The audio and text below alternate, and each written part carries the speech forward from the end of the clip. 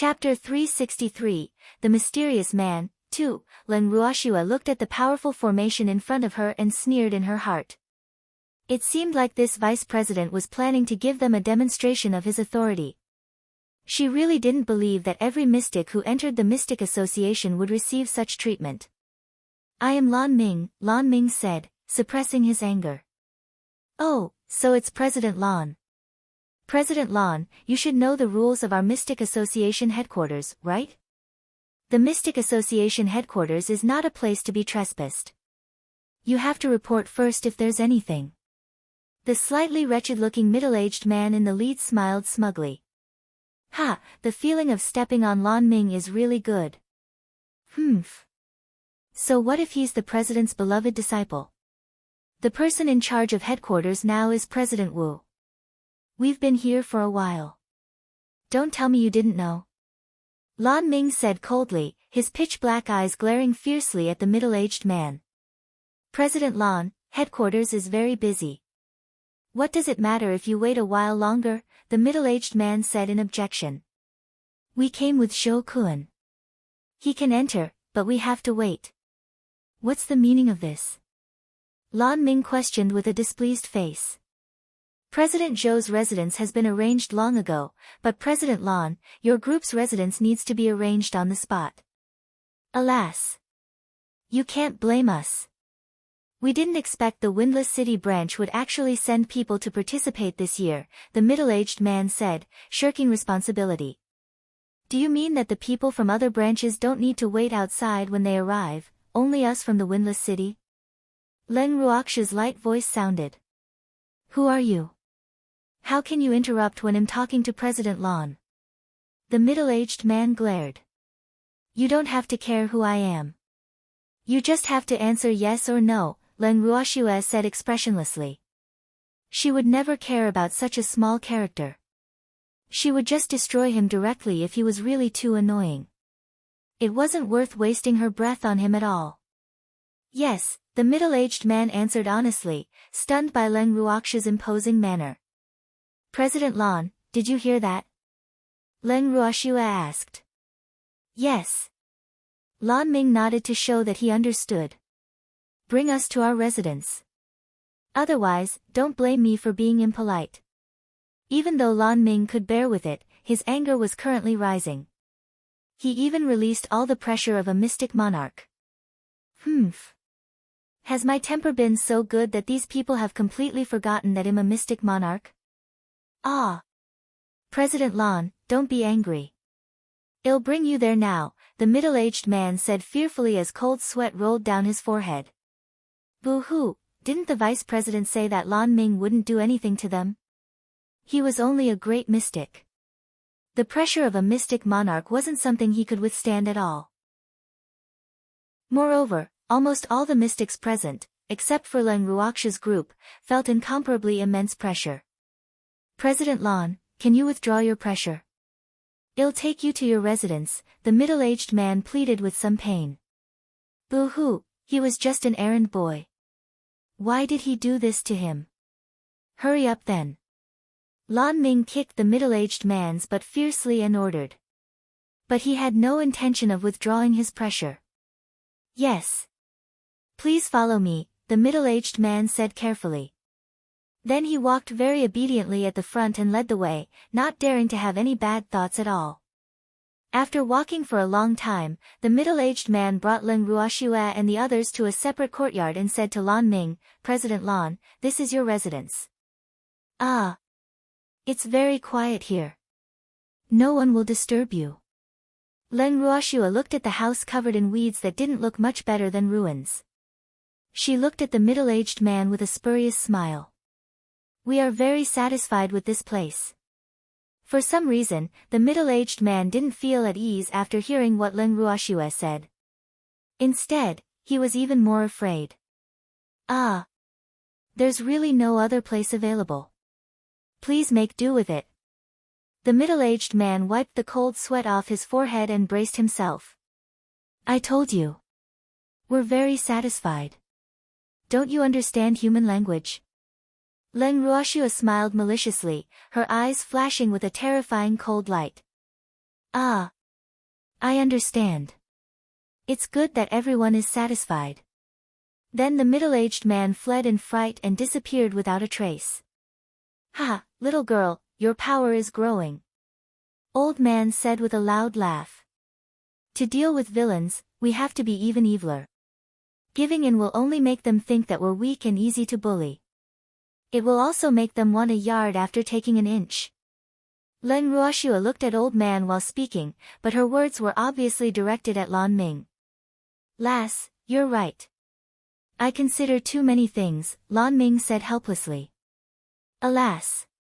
In fact, he was really envious that Leng Ruoxua could live as she pleased and that the people around her doted on her very much.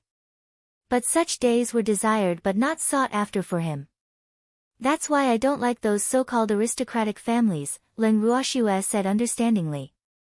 Swear, we have to tidy up this place properly. Otherwise, no one can stay here at all.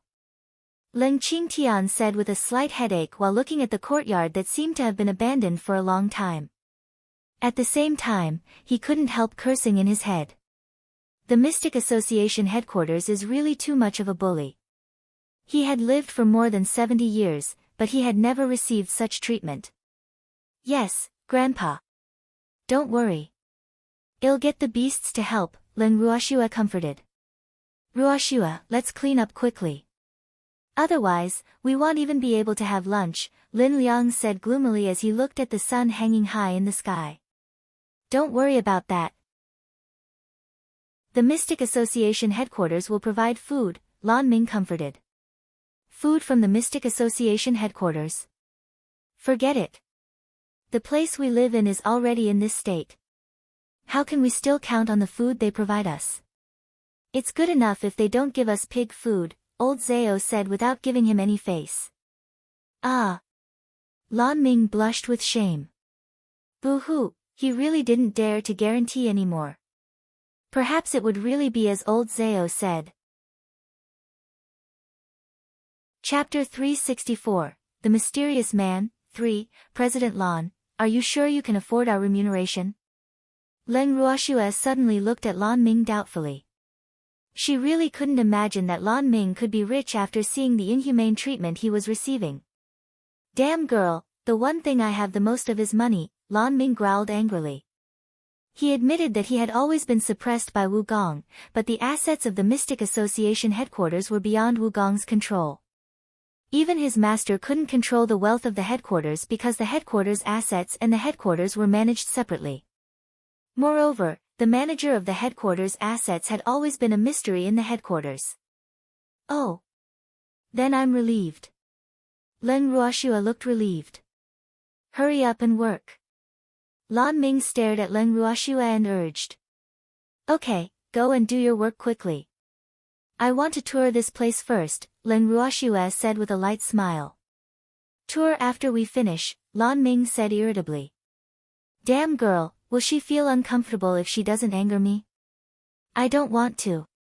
Freak, let's go look around. Leng Ruoxua pulled Freak's arm. Okay. Freak wouldn't refuse any of Leng Ruoxua's requests. The two of them ignored Lan Ming, whose face was flushed with anger, and walked toward the rooms arm in arm. Freak, do you feel that something seems amiss here? Leng Ruoxua whispered doubtfully after entering the main room. Don't worry. There are no ghosts here. Freak hugged Shuer tightly and comforted her. Two ignorant kids, of course there are no ghosts here. Suddenly, a deep voice sounded in their ears. Who is it? Come out. Leng Ruoxua said coldly and looked around vigilantly. I'm out. A white shadow floated in front of Leng Ruoxua and Freak. The white shadow was actually a young man in his early 20s. He was as handsome as an immortal, and his temperament was noble and extraordinary like a king descending upon the world. His blue eyes, which were as deep as the sea, were currently looking at Leng Ruoxua and Freak with slight teasing. How did this happen? Leng Ruoxua looked at the strange white shadow and stretched out her hand curiously. But it went through the young man's body. Shuer, he should be considered an energy body, Freak explained as he looked at Leng Ruoxua, whose face was full of question marks. Energy body? Leng Ruoxue pondered doubtfully. Is there any difference between an energy body and the divine sense left behind by Master? She only knew that at her master's level, divine sense could materialize with energy. She had never heard of an energy body. Brat, you're quite knowledgeable. I am indeed an energy body, the young man praised, but his blue eyes had a hint of sadness. Lass, you will naturally know what an energy body is when your cultivation reaches a certain level, the young man explained with a smile in his eyes as he looked at Leng Ruoxue. Who are you? Why are you here? Leng Ruoxue asked directly, no longer thinking about energy bodies. This is my residence. It's natural for me to be here. The young man smiled. This is obviously the territory of the Mystic Association headquarters. Moreover, this place has been abandoned for a long time, Leng Ruoxue said with a face full of disbelief. Yes, you're right. No one knows that I'm staying here now except for you, the young man said good-naturedly. You still haven't said who you are. Leng Ruoxue said with an expression that said, don't even think about getting away with it. You can call me Empty. You will naturally know my identity in the future, the young man said after some thought. Pretending to be mysterious is a crime. Leng Ruoxue said with displeasure. This man was really too cunning and had no sincerity at all. The young man was speechless. Why is this little girl so unreasonable? Freak, let's ignore him and look elsewhere. Leng Ruoxue pulled Freak away. Don't tell anyone that you've seen me here, the young man quickly said before Leng Ruoxue and Freak stepped out of the room. Don't worry. We won't tell anyone. No one would believe us anyway. They might even treat us as mentally ill, Leng Ruoxue answered coldly without even turning her head. Freak, how do you know about energy bodies? Leng Ruoxue whispered curiously after walking out of the room. I saw it in a book, Freak answered. What book? Let me see it too, Leng Ruoxue asked with her hands stretched out in front of Freak. That book is long gone. Freak sighed helplessly. Freak, will that person hurt us? Leng Ruoxue knew that Freak was hiding a secret from her. But she wouldn't force him to talk, so she changed the topic directly. Probably not, Freak said with certainty. Even though that person. It would still be easy for him to hurt us with his current strength. Oh. That's good. Leng Ruoxue was relieved. In fact, she didn't care who that man was at all. She was mainly afraid that he would have designs on them. After all, the safety of her loved ones was the most important to her. Leng Ruoxue and Freak walked around the rooms and returned to the courtyard. You two lazy fellows, you're back only after we finished. Lan Ming was furious when he saw the two carefree people. Done so quickly. But it seems like there are still a lot of messy rooms. Leng Ruoxue said in surprise. Lan Ming rolled his eyes at Leng Ruoxue and said irritably, we can't stay in so many rooms. Why should we clean them up? Oh. Freak, let's go choose a room since they're done cleaning. Leng Ruoxue smiled lightly and turned to Freak. Damn girl, you didn't do anything and still want to choose your room first? Lan Ming glared and deliberately growled with displeasure. Can't I? Leng Ruoxue looked at everyone aggrievedly. Chapter 365, The Mysterious Man, 4, Yes, lass. You're a girl. Of course you can choose first, old Zhao said cooperatively. Old Lan, you have to learn a little. Look at how gentlemanly old Zhao is, Leng Ruoxue teased with satisfaction. Then she directly dragged Freak to choose a room. That damn girl has been spoiled by you, Lan Ming said slightly depressed while looking at Ling Qingtian and the others with disappointment. Why can't I defeat a little girl? I'm such a failure. Boo-hoo. Shuer is my granddaughter. Who should I spoil if not her? Ling Qingtian asked in puzzlement. But he was laughing in his heart. Hee, how can Lan Ming be Shuer's match? President Lan, calm down. Let's quickly prepare lunch. Lin Liang said very kindly. He was already hungry. Okay. Lan Ming nodded resignedly and began preparing lunch with everyone. An hour later. Freak, wasn't I right? Lunch is ready, Len Ruoxue said happily to Freak beside her after smelling the fragrance. Yes, we came out at the right time, Freak said with satisfaction. Damn it. You two sure know how to choose the time. Lan Ming gritted his teeth and glared at the two of them. This is called it's best to come at the right time. Len Ruoxue said with a smug face. Shuer, quickly sit down and eat. Ling Qingtian urged. He knew very well why Shuer kept angering Lan Ming. Alas! Shuer had put in so much effort. Hopefully, Lan Ming would be able to understand. Okay. Len Ruoxue pulled Freak over to sit down. She had just picked up a piece of grilled meat and was about to eat when she heard a soft voice in her ear. I want to eat too. Do you want to scare me to death? Len Ruoxue was a little speechless as she looked at the man who suddenly appeared in displeasure. She grumbled in her head, you even told us not to tell others that you're here. Then why are you swaying around like this? They can't see or hear me, Empty said proudly, his deep blue eyes full of teasing. But they can hear me. Len Ruoxue thought. Shuer, who are you talking to? Ling Qingtian and the others were looking at Len Ruoxue in bewilderment. Ah. I'm talking to Freak. Do you want to scare me to death? Len Ruoxue explained somewhat guiltily and kept winking at Freak. Freak understood and hurriedly said, I didn't do it on purpose. He glanced at the white shadow standing beside them like a ghost. What's wrong with you two? Why are you acting weird? Old Zhao felt that something was amiss. He scared me just now. Len Ruoxue pushed the blame to Freak helplessly. Shuer, I didn't do it on purpose. Why do you still remember? Freak said aggrievedly, tears glittering in his black eyes. Boo-hoo. I'm taking the blame for someone else. Don't do it again. Len Ruoxue looked at Freak but didn't say anything more. Lass, actually, you can send me a voice transmission, Empty reminded kindly. Why didn't you say so earlier? Len Ruoxue sent a voice transmission furiously. In her opinion, this Empty was doing it on purpose. He didn't tell her earlier that she could send a voice transmission before he scared her. Humph. Empty shrugged innocently and said aggrievedly, you didn't ask. Len Ruoxue was really helpless. It even became my fault. Alas. Since he could send voice transmissions, why did he suddenly open his mouth to speak? My response was just a conditioned reflex. I want to eat too. Empty looked at the food and drooled. Boo-hoo.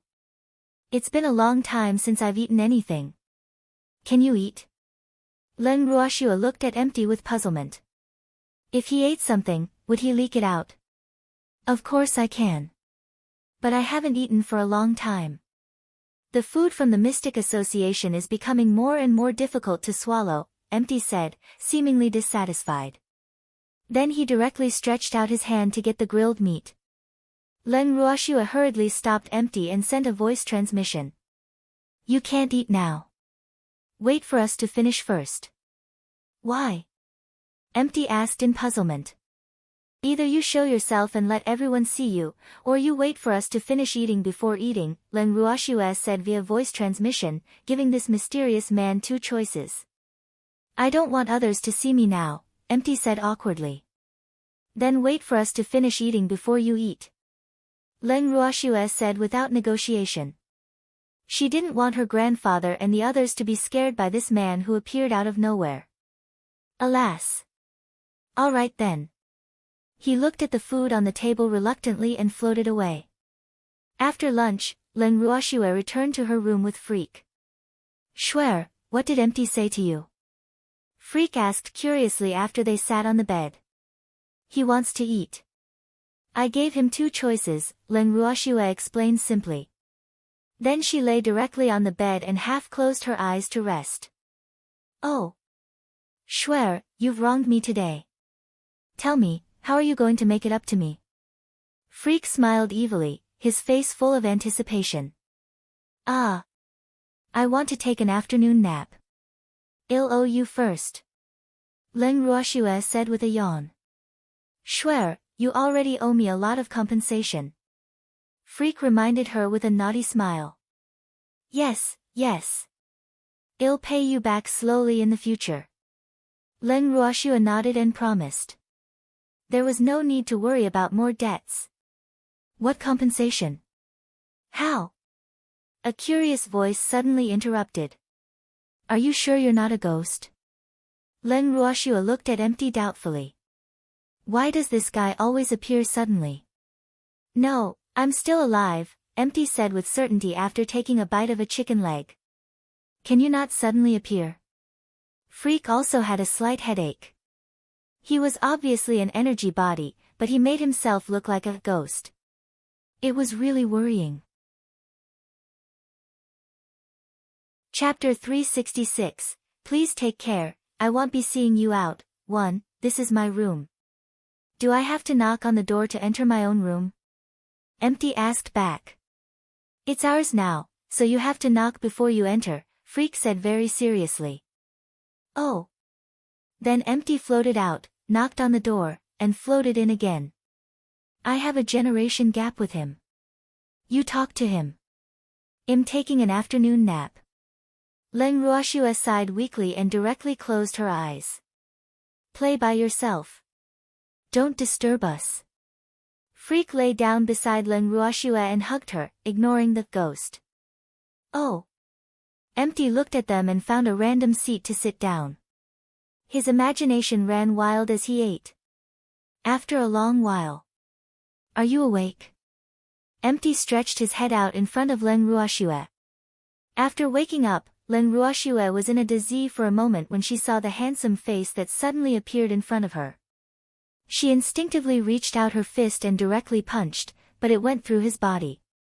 Only then did she really wake up and remember this man's identity. Don't scare me so suddenly, okay? Leng Ruoxue roared angrily. I just wanted to say hi. Empty said aggrievedly. Boo-hoo. Why is this little girl so fierce? Your sudden appearance will scare people to death, Leng Ruoxue said weakly with 2 drops of cold sweat dripping down her forehead. She realized that she really couldn't communicate with this man who didn't admit that he was a ghost but liked to behave like a ghost. Ah. The generation gap was probably too big. Oh, but are you so timid? Empty asked doubtfully. No. I just can't stand you appearing and disappearing like this, Leng Ruoxue said bluntly. Then I'll follow you from now on. Empty said as if he had made a major decision. Ah. You want to follow us? Leng Ruoxue was at a loss for words. Boo-hoo. This isn't what I meant. Yes. That way, you won't despise me and say that I'm like a ghost. Empty looked at Leng Ruoxue aggrievedly. Empty, you've misunderstood me. I don't want you to follow us. Leng Ruoxue tried her best to lower her voice. It was really inconvenient to have a ghost follow her. Alas. I knew it. You still despise me. Boo-hoo, tears welled up in his deep blue eyes. Ah. Are you going to cry? Leng Ruoxue's head began to hurt again. When did this fellow learn this move? I've been alone for thousands of years. Boo-hoo. There's no one to accompany me, no one to love me. I'm floating all alone in this world. Empty pretended to be pitiful with tears in his eyes. At this moment, Freak opened his eyes and said, Swear, let him follow us. Oh, all right then. Leng Ruoxue replied, but she looked at Freak doubtfully. It was really strange that he wasn't jealous. It was too unbelievable. Swear, why are you looking at me like that? 2 drops of cold sweat dripped down Freak's forehead. Alas. He knew what she was thinking just by looking at her appearance. But the reason he agreed to let Empty stay was that he felt that this person might be useful to Shuer in the future. Nothing, Len Ruoshua quickly said awkwardly. Shuer, let's take a walk around Carefree City. Freak chuckled, not planning to expose her. Okay. Len Ruoshua nodded. I'll accompany you and be your guide, Empty hurriedly said. Len Ruoshua and Freak sat up from the bed, washed up simply, and greeted Ling Qingtian and the others. Then the two of them and the ghost went to explore Carefree City. Carefree City is really becoming more and more desolate now. Walking on the streets, Empty sent a voice transmission to the two of them with a trace of sadness on his incomparably handsome face. Is that so? Len Ruoshua replied doubtfully. She had come to the boundless heaven continent for too short a time and hadn't been to many cities, so she wasn't sure what the difference was between this so-called desolate city and the three main cities. But Carefree City should be the busiest city she has been to. The current Carefree City is completely different from the one thousands of years ago, Empty said. Thousands of years ago? Len Ruoshua looked at Empty strangely. Is this guy actually an old fart? As you've thought, I have indeed lived for thousands of years, Empty explained calmly. Yes, you're indeed an old fart, Len Ruoshua said in realization. Yes. I'm a half-dead old fart, Empty teased. Empty, where do you want to bring us? Len Ruoshua asked curiously. Empty had been leading the way since they left the Mystic Association headquarters. I want you to accompany me to meet an old friend, Empty explained lightly. Your old friend? Is he also an old fart? Len Ruoshua couldn't help asking. Yes. But he's injured and has been sleeping, Empty said sadly. Don't tell me it's your beast. Len Ruoshua guessed. Typically, only beasts like to heal by sleeping. How smart. You got it right. He's my pet beast and my most important partner, Empty said. Then where is he now? Len Ruoxu's face was full of curiosity. He's right below. Empty brought Len Ruoshua and Freak to the mountain behind the Mystic Association headquarters and pointed at a mountain stream. This place seems to be very deep. Len Ruoshua looked down the mountain stream, but she couldn't see what was happening below at all. Almost the entire mountain stream was shrouded in thick fog. Yes, the fog here is poisonous. Do you dare to go down with me? Empty asked with a faint smile while looking at the two. Freak and Len Ruoshua looked at each other and said in unison, why wouldn't we? Then let's go. Empty used his mystic power to envelop the two of them and brought them into the mountain stream. Chapter 367, Please take care, I won't be seeing you out, too, it's so cold here. Even with Empty's mystic power protecting her, Len Ruoshua still felt a bone-piercing chill. Don't be afraid. I'm here. Freak hugged Len Ruoshua into his arms and comforted her. Lass, your strength is too low. I have to give you special training if there's a chance. Empty's deep blue eyes glanced at the two of them. Special training? Len Ruoshua was a little speechless. This old fart actually wanted to give her special training. It seemed like this had always been her specialty. Yes, your strength is too low, Empty said very seriously with his arms crossed over his chest. My current strength is just enough for me to participate in the Mystic Association's competition, Len Ruoshua explained lightly. She didn't think she needed special training, but she was very curious about how Empty would train her. With me around, you don't have to participate in the competition, Empty said confidently. No, I have to participate in the competition, Len Ruoshua said resolutely. Why? Lass, the president of the Mystic Association headquarters isn't as powerful as me. Empty reminded her. Of course it's for money.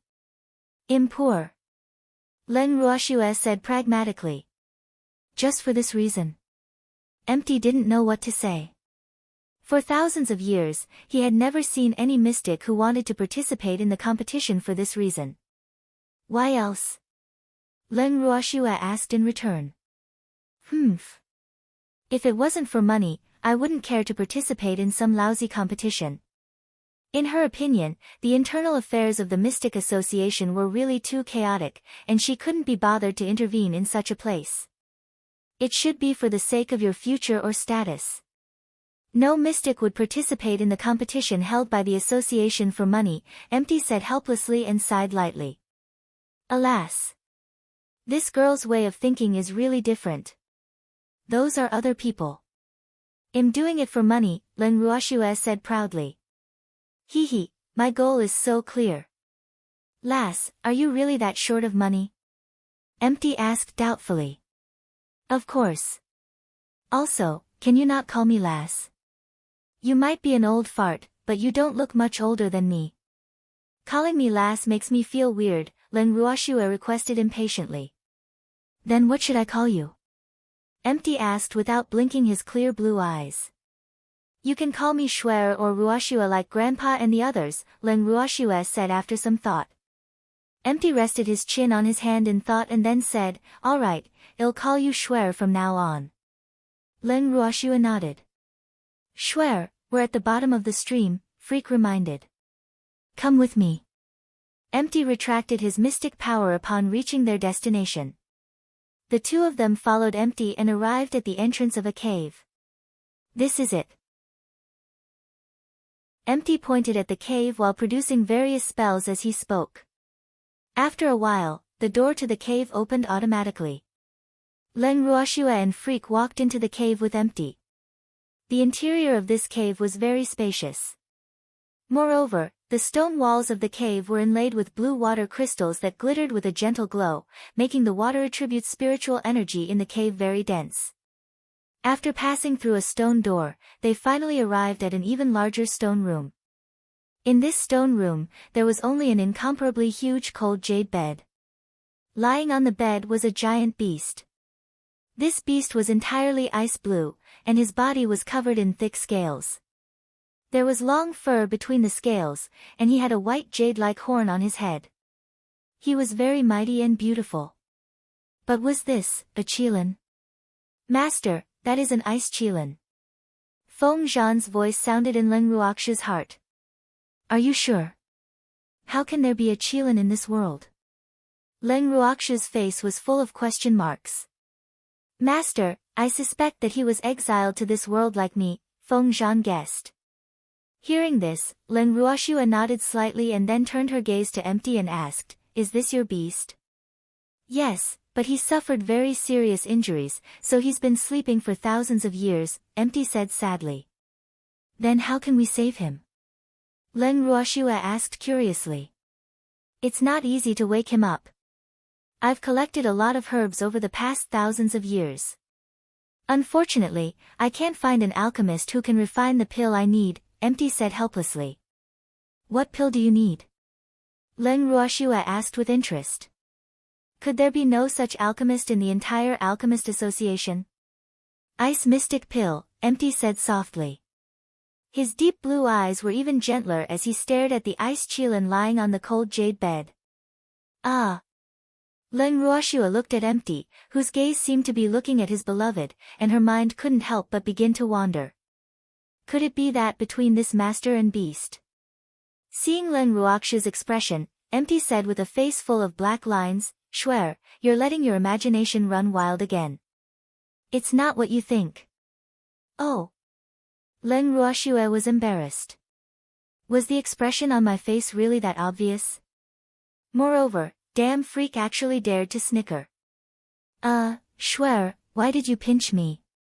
Freak looked at Len Ruoxue aggrievedly. Boo-hoo. What did it have to do with me? Why am I the one always being blamed? Who asked you to snicker? Len Ruoxue glared at him. I'm laughing because you look so cute. Freak explained. You can't laugh at me even if that's the case. Len Ruoxue looked at Freak domineeringly. Yes, my dear wife, Freak answered obediently. Len Ruoxue turned her head to Empty and asked, by the way, what level is the Ice Mystic Pill? The Ice Mystic Pill is a heaven-grade pill. But only alchemy supremacies with a divine flame can concoct it, Empty said helplessly. Alchemy supremacies were not difficult to find on the boundless heaven continent, but alchemy supremacies with a divine flame could only be chanced upon by luck. Divine flame, huh? Len Ruoxue pondered. The level of her flame was definitely above divine flame. But she had yet to concoct a heaven-grade pill, nor had she gone to the Alchemist Association to test her alchemy level. So she wasn't sure if she could concoct the ice mystic pill that Empty needed. Therefore, she was a little hesitant if she should tell Empty that she was also an alchemist. She was afraid that Empty would place all his hopes on her, but she wouldn't be able to help. Chapter 368, Please take care, I won't be seeing you out. 3. Actually, I'm an alchemist with a divine flame. Len Ruoxue hesitated but still said it to Empty. Really? Empty looked at Len Ruoxue with a face full of surprise. After searching for so long, I finally found one. This is great. But don't be too happy too early. I don't know if I can concoct the ice mystic pill, Len Ruoxue said honestly. It's okay as long as there's hope. Can you let me see your natal flame? Empty said hopefully. He wanted to confirm it. Okay. Len Ruoxue stretched out a finger. A moment later, a small flame lit up on her fingertip. What a high temperature. Is this a divine flame? Confusion appeared on Empty's handsome face. A divine flame shouldn't be like this. But he was very sure that this girl's natal flame was definitely higher level than divine flame. With this thought, he couldn't help feeling happy. This is really great. Probably. Len Ruoxue wasn't too sure. Shuer, what level of pill can you concoct now? Empty asked anxiously. Earth grade is fine, but I haven't concocted heaven grade before. Len Ruoxue said. Well, why don't you try refining it? Anyway, the herbs I've collected over the years are enough for you to practice, Empty said very generously.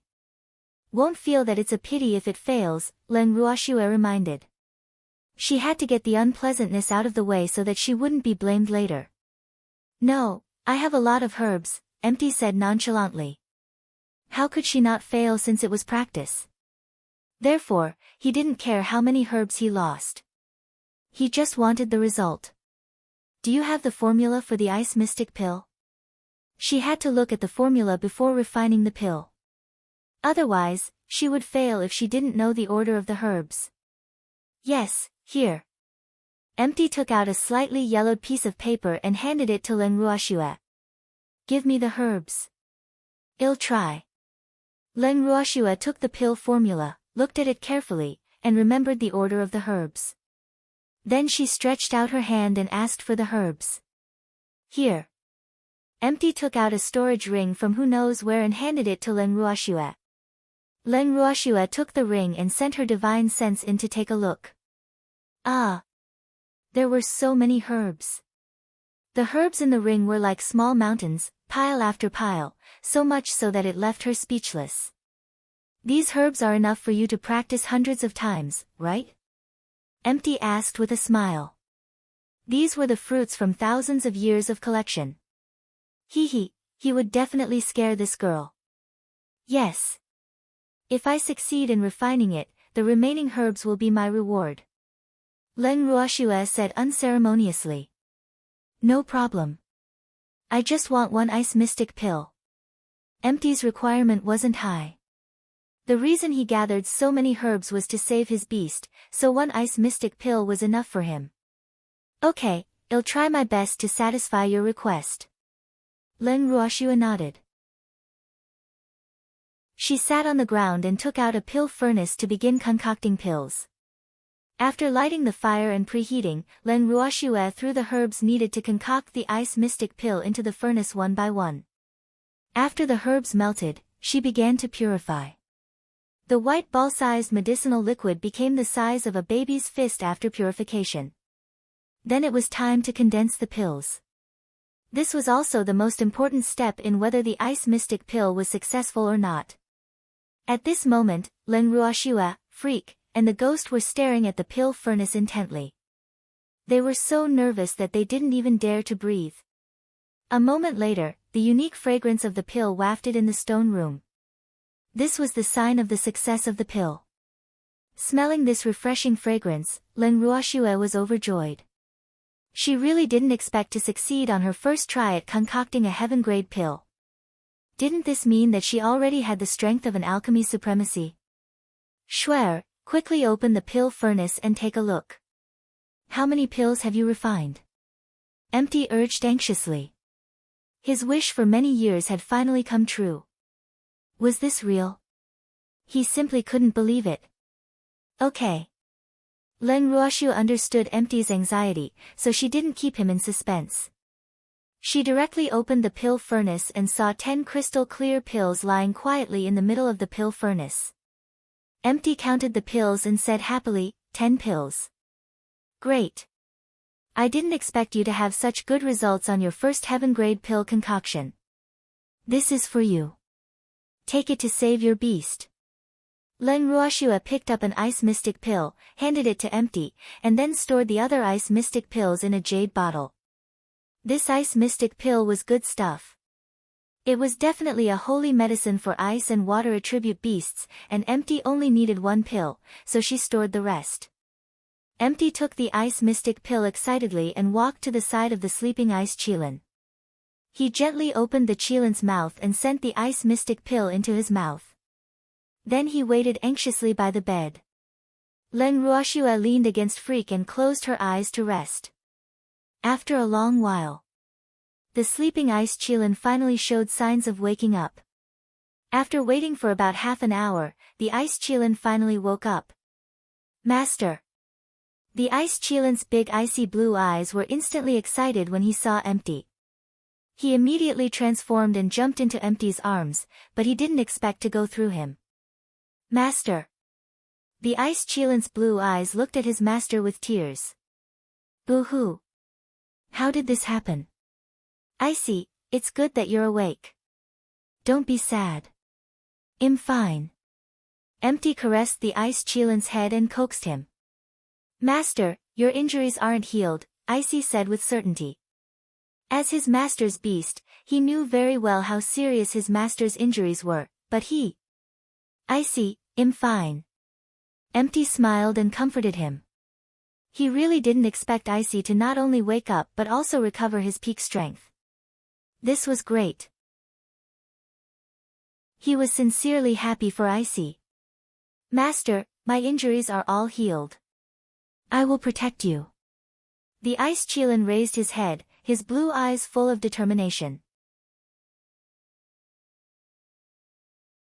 Chapter 369, Please take care, I won't be seeing you out, for, Empty nodded with relief and said to Icy, Okay, Icy. It's all thanks to Schwer that you could wake up. You have to thank her properly. Schwer. 2 big question marks appeared in Icy's ice blue eyes. After he woke up, his eyes were full of his master, and he didn't see anyone else at all. It's this girl. He pointed helplessly at Len Ruoxue, who was sleeping in Freak's arms. Did this girl fall asleep again? Icy jumped to Len Ruoxue's side and said very politely, Oh. Thank you for saving me. You're welcome.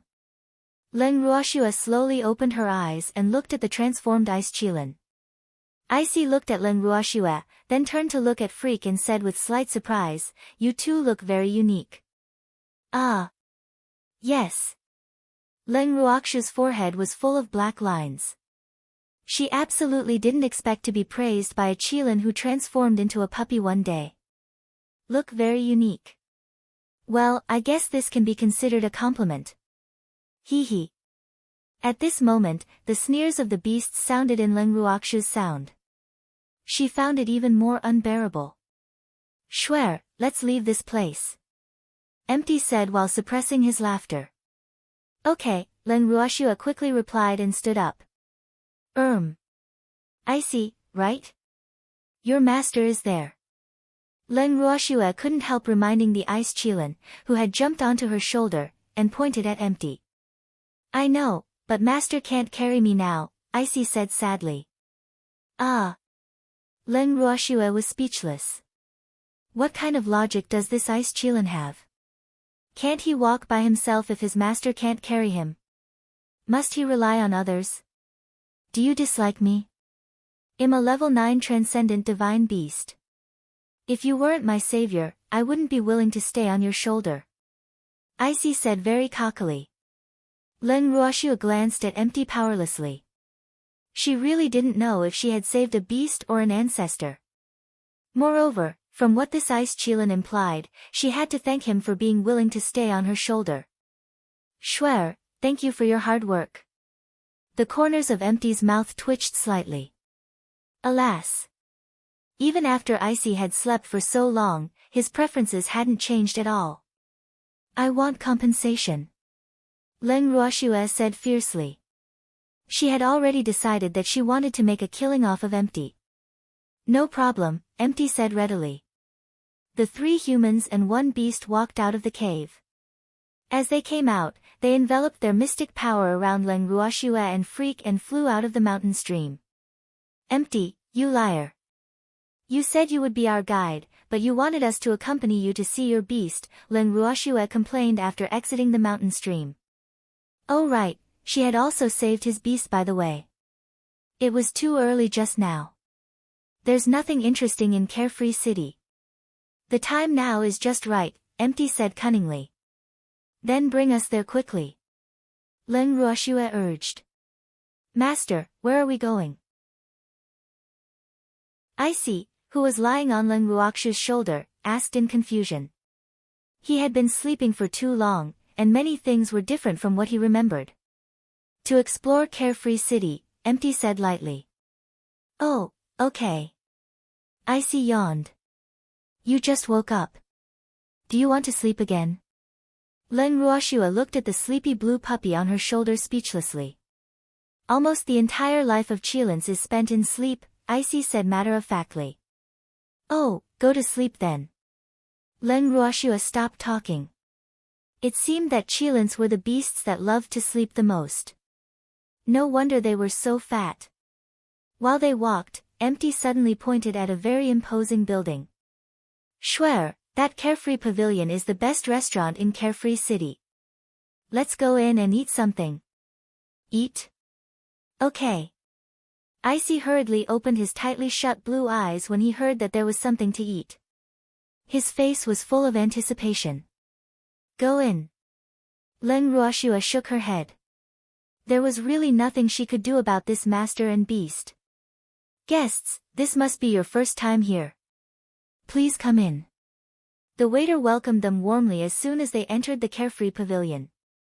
But he could only see Leng Ruoxue and Freak, and he automatically ignored the blue puppy. Is there a private room? Leng Ruoxue asked when she saw the waiter leading them to the dining area. There was no way to eat in the dining area. I'm sorry, but it's almost dinner time, so the private rooms are all full. I'm afraid you'll have to make do with this, the waiter said very respectfully while pointing at a table. Anyone who came to the Carefree Pavilion for a meal wouldn't be of low status, so the waiting absolutely didn't dare to slight them. All right then. Serve us more of everything delicious, Leng Ruoxue ordered and sat down directly on a chair. Freak and Empty sat on each side of her, and Icy jumped directly onto the table. Okay. Please wait for a moment. Not long after the waiter left, plates of delicious dishes were served on the table one after another. After the dishes were served, the 3 humans and 1 beast began to feast. The dishes of the Carefree Pavilion are still very delicious, but they have deteriorated, Empty said emotionally and put a piece of meat in his mouth. Then eat more. Leng Ruoxue said. She wasn't very interested in the dishes of the Carefree Pavilion, but she also ate a few mouthfuls after seeing this person and his beast eating so happily. Manager, how can such a high-class restaurant allow pet beasts to eat on the table? A sharp voice entered Leng Ruoxue's and Freak's ears. Icy, who was stuffing himself on the table, didn't even look up when he heard this voice. He continued to eat the food attentively. As for Leng Ruoxue and Freak, they knew who the owner of the voice was without even looking, so they naturally couldn't be bothered. Miss Sun, the private room you booked is upstairs, the manager said with a troubled expression. What he implied was that what somebody didn't see couldn't hurt them. Chapter 370, Please take care, I won't be seeing you out. 5. After all, the people who came here were either mystics or alchemists. Every one of them couldn't be provoked easily. Otherwise, who knew what kind of opportunities the person you offended today would have tomorrow? It wasn't like there were no examples of new leases on life on the boundless heaven continent. Therefore, the manager wasn't stupid. Moreover, he wasn't a servant of the Sun family. No matter how strong the Sun family was, their tentacles wouldn't be able to reach Carefree City. So the little princess of the Sun family was really nothing in his eyes. Manager, I won't eat here anymore if you don't chase these two unruly people out today, Sun Meilin threatened. Then, Miss Sun, please take care. I won't be seeing you out, the manager said without being servile nor overbearing. Humph. If this little princess of the Sun family didn't threaten him, he would probably be more polite to her. There was no need for that now. Sun Meilin was dumbfounded. Does this damn manager know my identity? How dare he treat me like this? How hateful. Ha! Leng Ruoxue couldn't help laughing when she saw this scene. This manager was a little interesting. Ugly monster, how dare you laugh? Sun Meilin roared furiously, and her sharp voice immediately attracted the gazes of the dining guests. Miss Sun, I remember telling you that as the second most beautiful woman on the boundless heaven continent, you have to take note of your image at all times. How sad would those stupid men who don't have eyes and admire you be if they saw you shouting like a shrew? You are the goddess in their hearts. Leng Ruoxue said mockingly with a light smile. Hearing this, Freak, Empty, and Icy laughed hysterically. The dining guests didn't dare to laugh so brazenly because of Sun Meilin's identity. But the unconcealable smiles on their lips revealed their current happy mood. The manager also turned his back to Sun Meilin, but his shoulders were trembling non-stop. It was obvious that he had been enduring very hard. Liner, what's the matter? Why haven't you come in yet? Zhou Kun asked in puzzlement while walking down from upstairs. Cousin, these two ugly monsters and that annoying dog actually humiliated me, Sun Meilin complained after finding a backer. What are they laughing about? Zhou Kun asked lightly while looking at Leng Ruoxue. Alas! It's really unlucky to meet this ugly monster during a meal. Leng Ruoxue's admiring gaze was still in his heart, lingering for a long time. He felt nauseous just thinking about being looked at by an ugly woman with that disgusting gaze. This woman humiliated me and called me a shrew, Sun Meilin said angrily while glaring fiercely at Icy, who was rolling on the table exaggeratedly and laughing hysterically. Ah! How could Liner be a shrew? Zhou Kun coaxed. But he actually thought so too. Moreover, no one knew the true colors of this stunning beauty better than him. Cousin, tell the manager that I won't eat here anymore if he doesn't chase them out. Sun Meilin pointed the spearhead at the manager and continued to complain. Liner, let's not make things difficult for the manager. It's not easy for him either, Zhou Kun pleaded. In fact, he knew very well that he couldn't order these restaurant managers and storekeepers in Carefree City because they wouldn't care about his identity at all. Thank you for your understanding, President Zhou, the manager said very generously. Then he shook his sleeves and left this troublesome place without even looking at Sun Meilin. Cousin, how can you plead for him? He doesn't respect you at all, Sun Meilin complained, very displeased with the manager's attitude. Liner, Carefree City isn't like other cities. We better keep a low profile here, Zhou Kun advised. Humph. That fellow didn't even give any face to his master, let alone him. What could he do? But he wouldn't say this to Sun Meilin. Liner, let's go upstairs to eat. Zhou Kun continued. No, I'm already full of anger, Sun Meilin said irritably. Then she walked in front of Leng Ruoxue and the others and said arrogantly, Ugly monster, I'm looking forward to meeting you in the competition. If she wanted to get rid of Leng Ruoxue, she could only do so in the competition because private fights were not allowed in Carefree City. With that, Sun Meilin left the carefree pavilion angrily. Liner. Zhou Kun hurriedly chased after her. Shuer, Icy, you're going to be in trouble. Empty gloated after Sun Meilin left. Empty, you seem very happy. Leng Ruoxue asked mischievously. Little Snowy One, my master is just like this, Icy said nonchalantly. Alas. It had been so many years, but his master's nature of wanting to see the world burn hadn't changed at all. Yes, I can see that. Leng Ruoxue nodded cautiously. The apple didn't fall far from the tree. Both master and beast were not much different.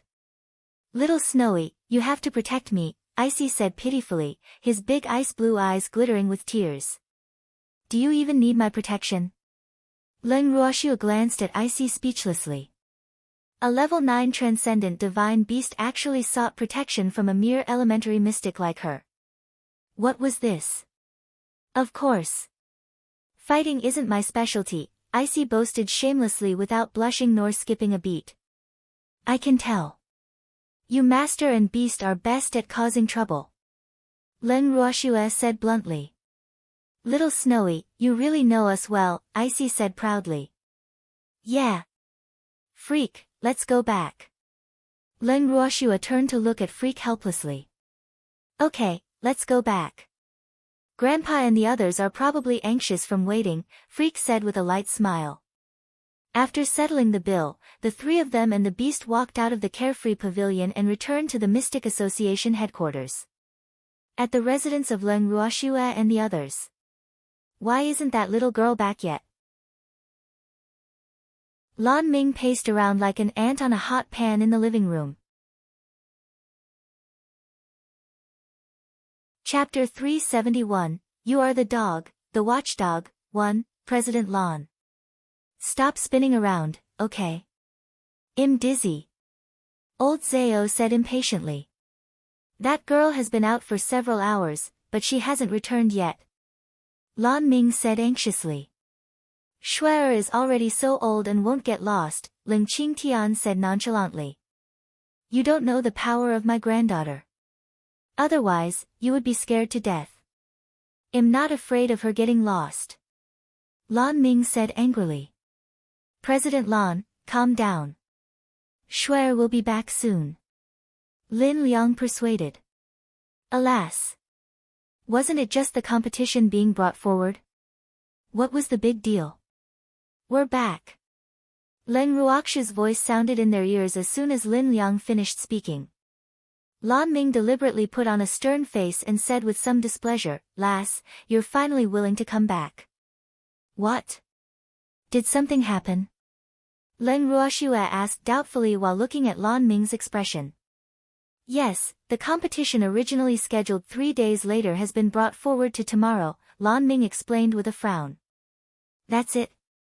Leng Ruoxue said calmly. Alas. I thought something big happened. Seems like Sun Meilin is quite fast. Why aren't you surprised at all? Lan Ming looked at the calm Leng Ruoxue, very puzzled. What's so surprising about that? Leng Ruoxue asked instead of answering. That's right. You get worked up too easily. The quality of the mystics of the Mystic Association now is really too poor. Uncle Icy said, his fluffy little face full of dissatisfaction. Ah.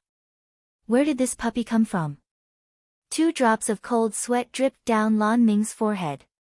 He was depressed. A puppy actually said that he got worked up too easily. You are the dog. What's with your gaze?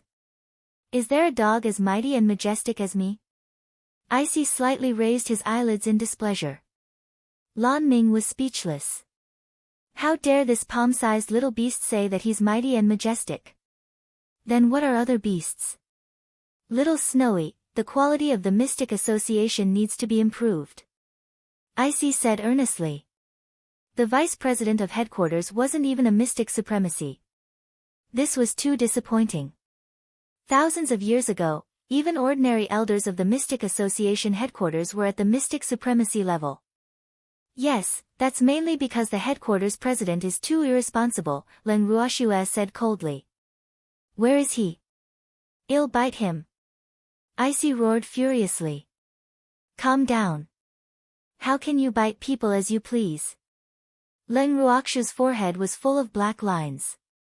This was the first time she heard that a transcendent divine beast used biting in battle. You want to bite my master? With your teeth? Lan Ming looked at Icy with a skeptical expression. What? Do you want to try? Icy said in an unfriendly tone. Humph. He hated it when others questioned his words. Icy, give me some face. Don't bite him yet. Wait until after the competition, Leng Ruoxue pleaded very kindly. Okay, I'll definitely give little snowy face, Icy said understandingly. I say, can you not treat me as if I don't exist? Lan Ming growled. Boo-hoo, first this puppy wanted to bite his master, and then he wanted to bite him. What did this puppy treat them as? No, you better be obedient. Otherwise, don't blame me for being merciless, Icy said very unpleasantly. The current situation of the Mystic Association headquarters greatly displeased him. Humph. Everyone who doesn't manage the headquarters well is damn useless. Boo-hoo. I was actually threatened by a puppy. Lan Ming was really on the brink of tears. And it was the little girl who brought the puppy back. If it was someone else's, he would have dealt with him ruthlessly long ago. Icy, they are my family. Leng Ruoxue held back her smile and introduced Icy to her grandfather and the others. Oh, little Snowy, you have a big family. What are their names? Icy asked curiously with his big ice blue eyes open. According to Icy's request, Leng Ruoxue introduced her grandfather and the others. Little Tian Tian, little Yang Liang, little Old Old, little Zao Zao, little Jean Jean, little N, hello. Don't be afraid of me. You are little Snowy's family. I won't bite you. Icy couldn't help comforting them after calling their names and seeing their slightly surprised expressions. Immediately, the room fell silent. Except for Leng Ruoxue and Freak, everyone was stunned. Ah. Little Snowy, are they scared by me? I really won't bite anyone, Icy said gloomily. Didn't he already explain it to them just now? Icy, right? Can you not call me little Old Old? Old Man was the first to speak after coming back to his senses. Why? Aren't you called Old Man? There were question marks in Icy's blue eyes. I didn't call him wrongly, right? My name isn't Old Man. Old Man couldn't help protesting. In fact, he had a name too, but no one had called him it for many years. Little Snowy. Icy looked at Leng Ruoxue doubtfully. We all call him Old Man, Leng Ruoxue explained. Oh, then you are little Old Old. Icy would never change his mind once he set his mind on something. Ha! Little Old, that's a good name. Old Zao couldn't help laughing hysterically. Yes. Much better than your little Zao. Old Man said coldly without even looking up. Leng Qingtian and the others present suppressed their laughter with their faces flushed red. At the same time, they were secretly glad. Phew. Fortunately, they were usually called by their names. Icy, he is Lan Ming. Leng Ruoxue continued to introduce. At the same time, she was very curious about the sort of name Icy would give to the Feng family's first elder. Ah. Where did the first elder go? Oh, little Lan Lan. Icy said in realization. Little Lan Lan. What a relief. It's better than little Old and little Zao. Lan Ming sighed in relief. Grandpa, where's the first elder? Leng Ruoxue turned to her grandfather. Chapter 372, You Are the Dog, the Watchdog, 2, He's cultivating his mystic skills in his room. Leng Qingtian explained. Oh. Oh right, little Lan Lan, what's the procedure for tomorrow's competition? Leng Ruoxue called out mischievously like Icy. Tomorrow is the preliminary round. The winner will advance, and the loser will have another chance in an additional round, Lan Ming explained. Is there only one round?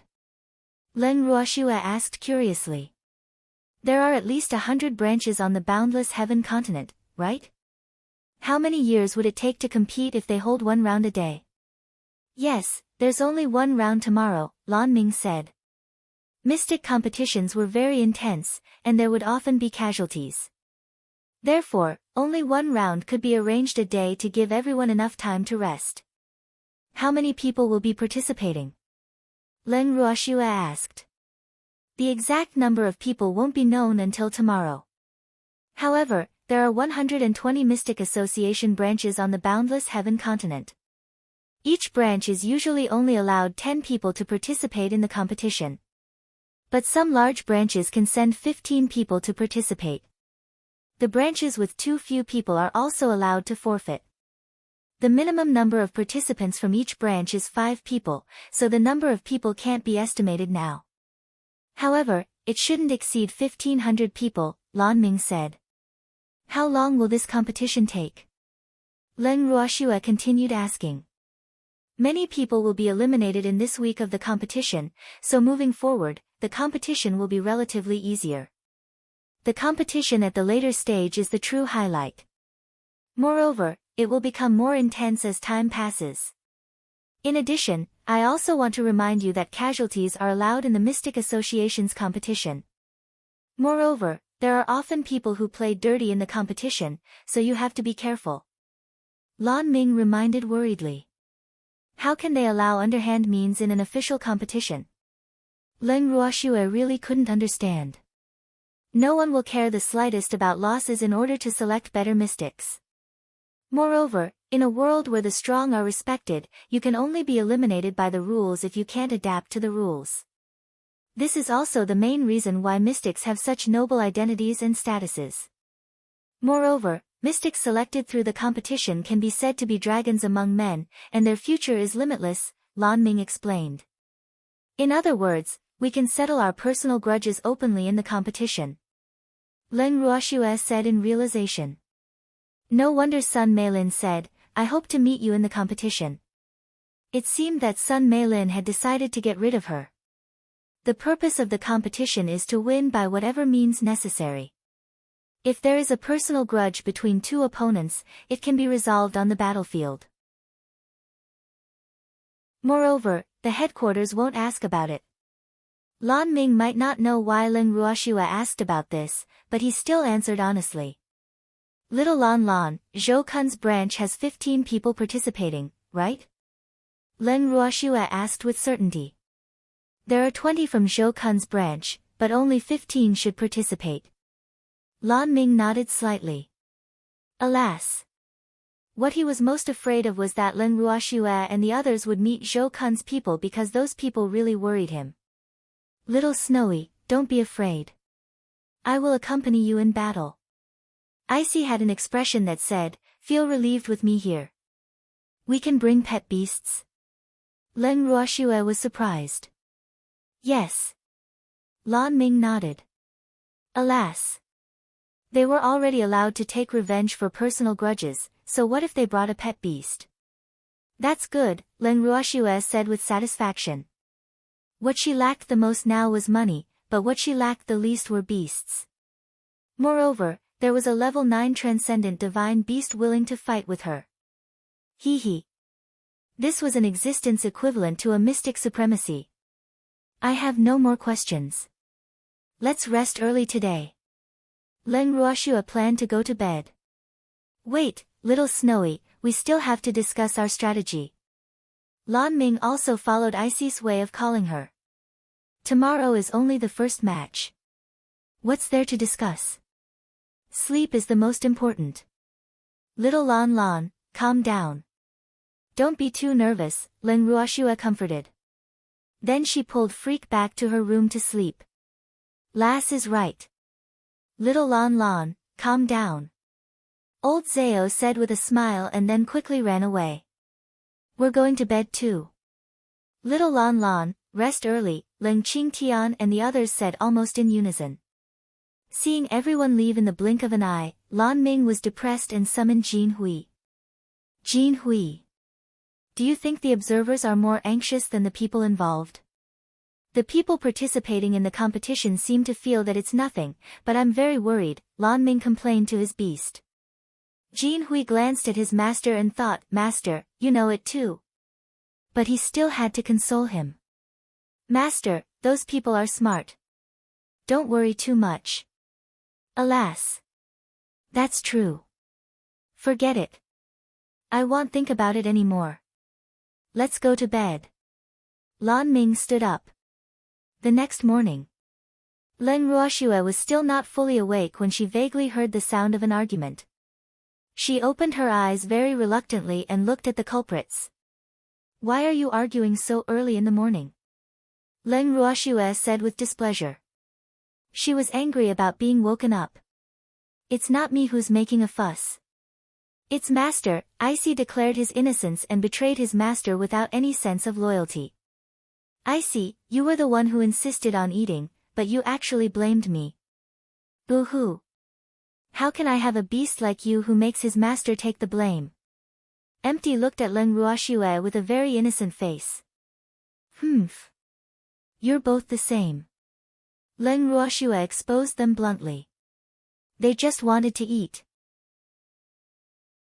There was no need to wake her up, right? Schwer. Little Snowy. Both the master and the beast blinked their beautiful blue eyes and looked at her adorably. Didn't I leave you a lot of food before I went to bed yesterday? Leng Ruoxue said with a slight headache. It's all eaten, the master and the beast said in unison. Little Snowy, master and I caught many snakes. Cook them for us to eat. Icy's face was full of anticipation, his blue eyes shining. Ah! The snake meat Little Snowy gave them yesterday was really too delicious. He had lived for thousands of years, but he had never known that snakes were actually so delicious. At the thought, his saliva couldn't help flowing down. Chapter 373, You Are the Dog, the Watchdog. 3, You went out? Leng Ruoxue asked doubtfully. Okay, we went to catch snakes, Icy said ingratiatingly while rubbing Leng Ruoxue's tender arm. Where are the snakes? Leng Ruoxue asked curiously. Here. Empty hurriedly handed her a pet ring. Leng Ruoxue took the ring and sent her divine sense in. These are the snakes you caught. Leng Ruoxue's forehead was full of black lines, and her heart was palpitating. Did these two fellows catch all the snakes on the boundless heaven continent? Moreover, the snakes they caught are actually still alive, and the weakest ones seem to be divine beasts. Yes. Didn't you say that the stronger the snake, the more delicious the meat? So we didn't catch any below divine beast, Empty hurriedly said as if he was presenting a treasure. Little Snowy, don't be scared. These stinky snakes won't dare to bite you. They're all very obedient. In fact, I initially wanted to kill all of them, but Master said that live ones are fresher, Icy added, his fluffy little face full of pride. Freak opened his eyes and asked in puzzlement, what's fresher? See for yourself. Leng Ruoxue was really speechless. Alas! These two gluttons. Freak took the ring from Schwer and said with his mouth agape, why are there so many snakes? Where did they come from? Little Chin Chin, Master and I went to catch them. How is it? It's enough to eat now, right? Icy said happily. Yes, it's enough. Freak's incomparably handsome face was full of helplessness. This was no longer a matter of whether it was enough or not. There were so many that eating them would make anyone vomit. Hee hee. Icy smiled proudly. Freak, let's pack up and go out. Leng Ruoxue said to Freak. Her grandfather and the others should be up already. Okay. Freak nodded. The two of them washed up and left the room, and Icy naturally followed closely behind. Empty, I'll find a time to introduce you to my family. Leng Ruoxue said while looking at Empty, who was following them. If Empty really wanted to follow them, he couldn't stay invisible forever, right? Yes, but I don't want the people from the headquarters to know of my existence. Empty nodded. Okay. Leng Ruoxue nodded. Leng Qingtian and the others had already prepared breakfast in the courtyard. Shuer, good timing. Come have breakfast. Leng Qingtian hurriedly greeted his precious granddaughter. Grandpa, where's Lan Ming? Leng Ruoxue and Freak found a seat and sat down. But she couldn't help asking curiously when she didn't see Lan Ming. He went to the competition venue early in the morning to draw lots, Leng Qingtian explained. Oh, Grandpa, I'll introduce you to someone, Leng Ruoxue said. Lan Ming wasn't here, so it was a good opportunity. Alas. Empty didn't want the people of the headquarters to know about him. Who is it? Shuer, why are you so mysterious? Leng Qingshan's curiosity was piqued. Empty. Leng Ruoxue looked at Empty. Empty understood immediately, and he directly appeared in front of Leng Qingtian and the others. Shuer, Leng Qingtian and the others looked at the young man who appeared out of thin air in front of them, and their jaws almost fell to the ground. Grandpa, he's the owner of this house.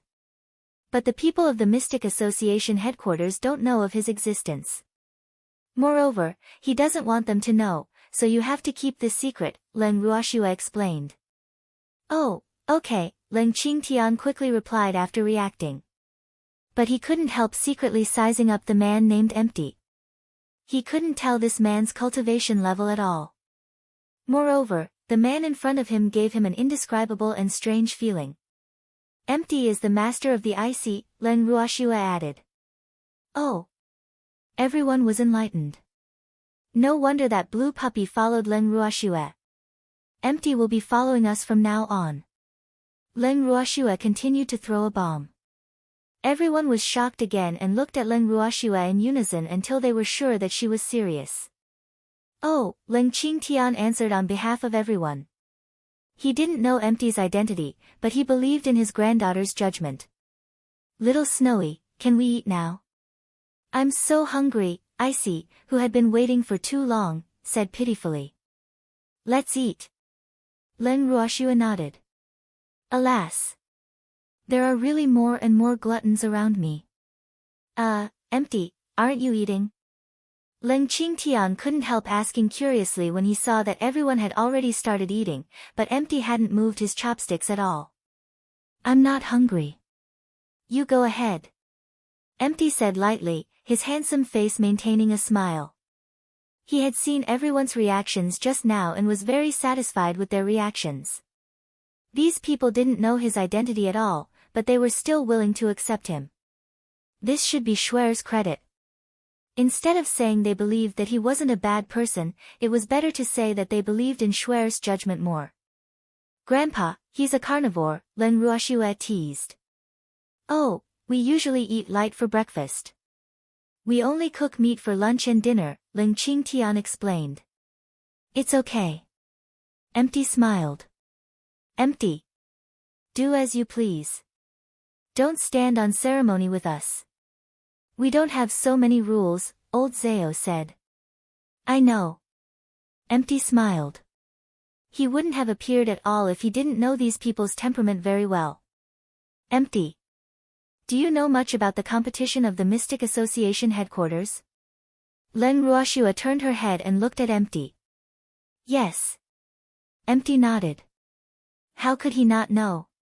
The previous competitions were very fair. That was the real competition to select talents.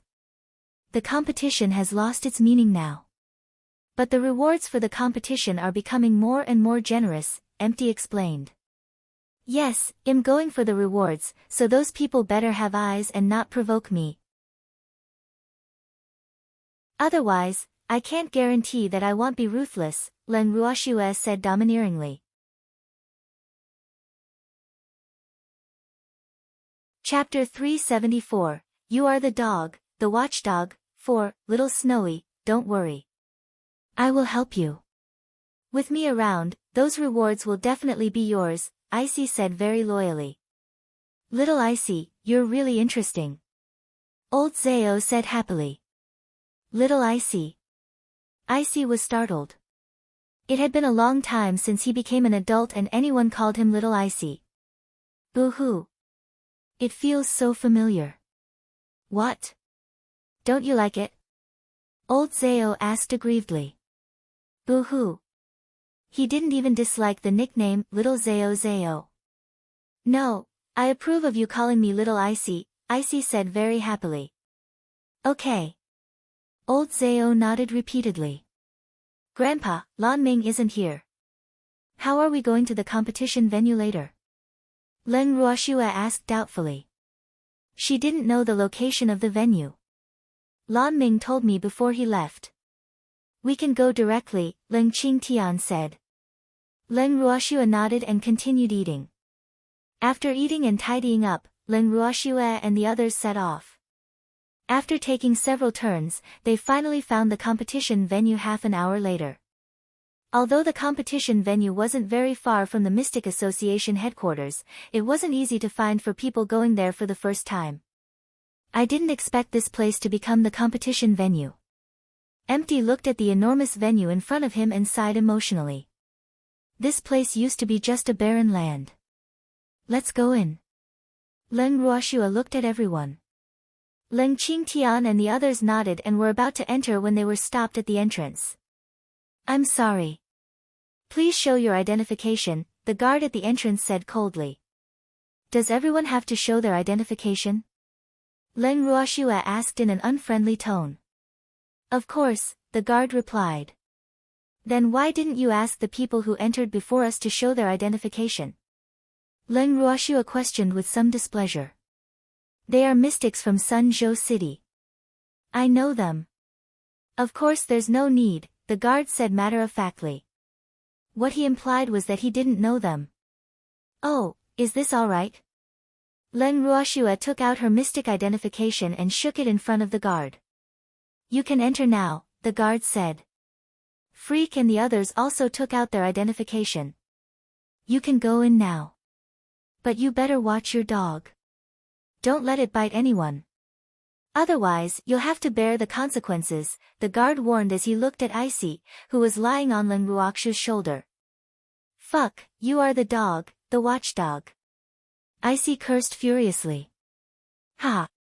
Little Icy, you're so right. Isn't he just a watchdog?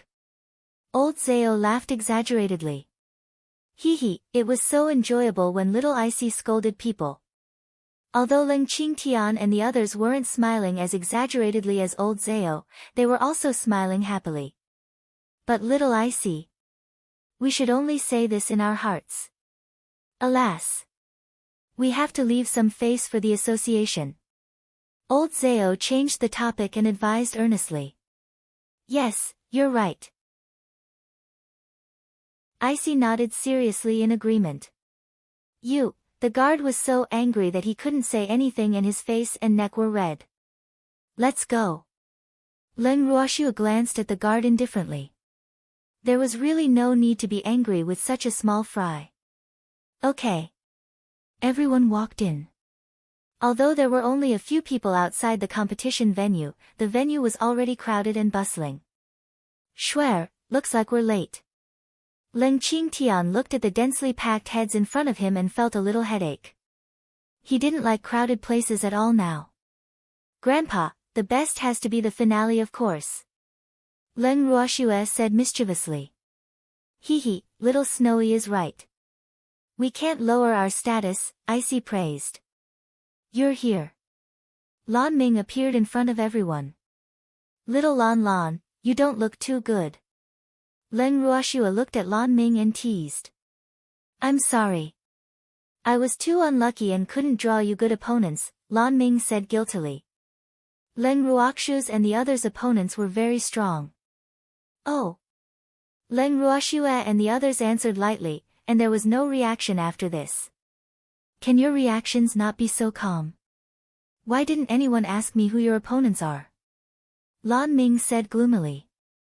These people's reactions were really too strange, making him unable to say what he wanted to say.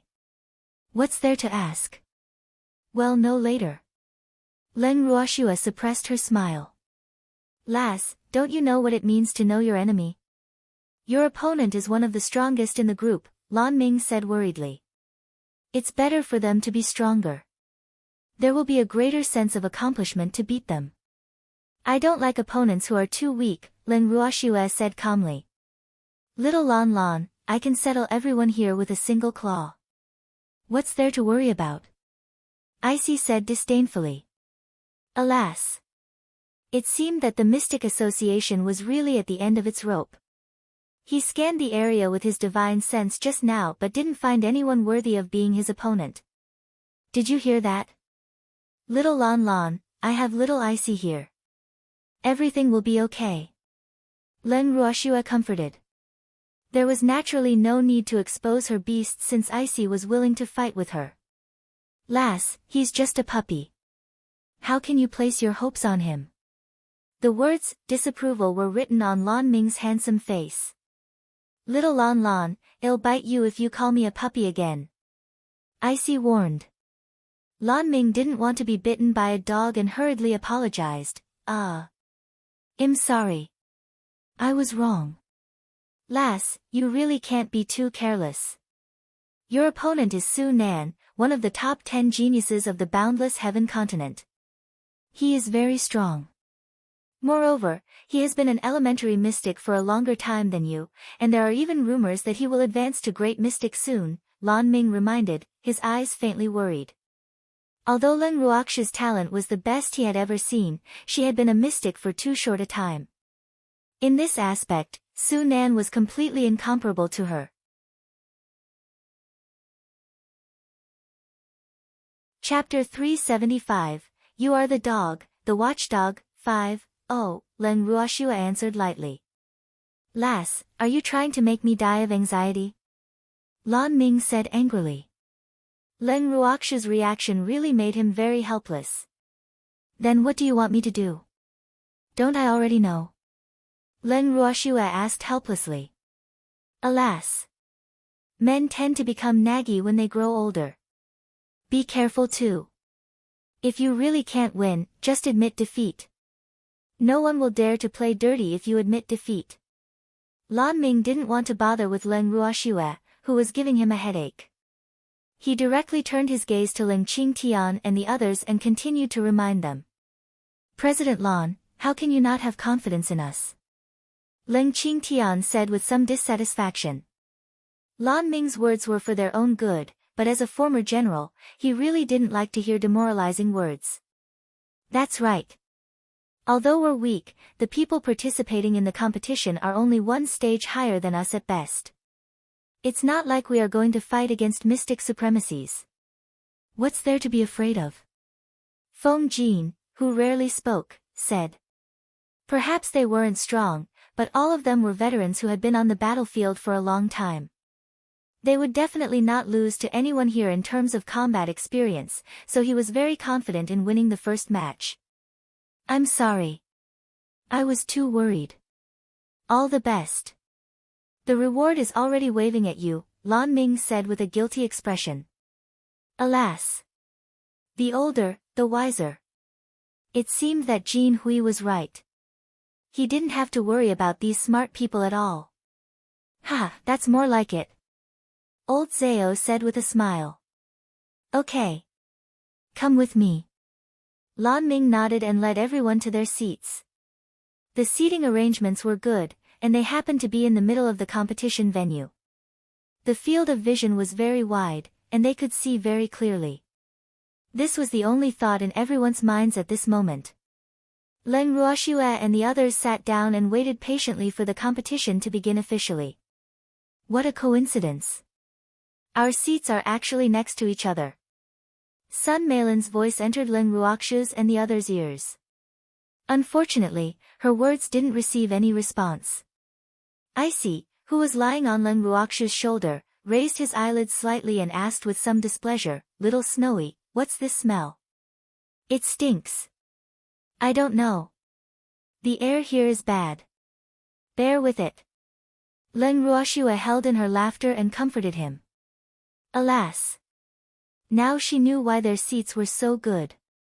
It turned out that someone deliberately did it. I can't take it anymore, Icy said impatiently. While speaking, he actually sneezed, and coincidentally, the sneeze landed on Sun Meilin. Suddenly, Sun Meilin, who had yet to react, directly crossed the railing separating the audience seats and arenas and was sprayed onto the inner area of the competition venue. Moreover, she landed in a position with her legs upright. And coincidentally, she was wearing a skirt for the sake of beauty and exposed everything to the audience clearly. Everyone who saw this scene was stunned at first. Then laughter and discussions resounded throughout the entire venue. Ha! What a funny fall. Old Zao laughed hysterically with tears in his eyes. This little princess of the Sun family doesn't have a very good figure. Look at the flesh on her waist. It's almost as thick as my waist. Her legs are quite thick, and her chest isn't big enough. It seems like this second beauty only has a passable face. I didn't come for nothing today. At this moment, Zhou Kun glared at Leng Ruoxue and the others and roared at the audience, "Be careful of your heads if you continue spouting nonsense." Unfortunately, there were too many people in the audience, and their discussions were loud, so no one heard Zhou Kun's words. "President Zhou, you should quickly send people down to save your cousin. If she doesn't get up soon, she might not be able to participate in the competition. Alas! The ground is so cold." Lan Ming reminded kindly, but his face was full of a gloating smile. "Hee hee, good job, little Icy." He cheered for little Icy in his heart. "Just you wait." "Humph. The Sun family won't let you go," Zhou Kun threatened Leng Ruoxue and the others. With that, he brought his subordinates into the inner area to save Sun Meilin. Alas! We're being threatened again. Leng Ruoxue sighed softly and helplessly. Alas! The cute little Icy is also threatened. Icy mimicked Leng Ruoxue's tone, but his beautiful blue eyes were full of excitement. He loved being threatened. Are you two really scared? Lan Ming asked doubtfully.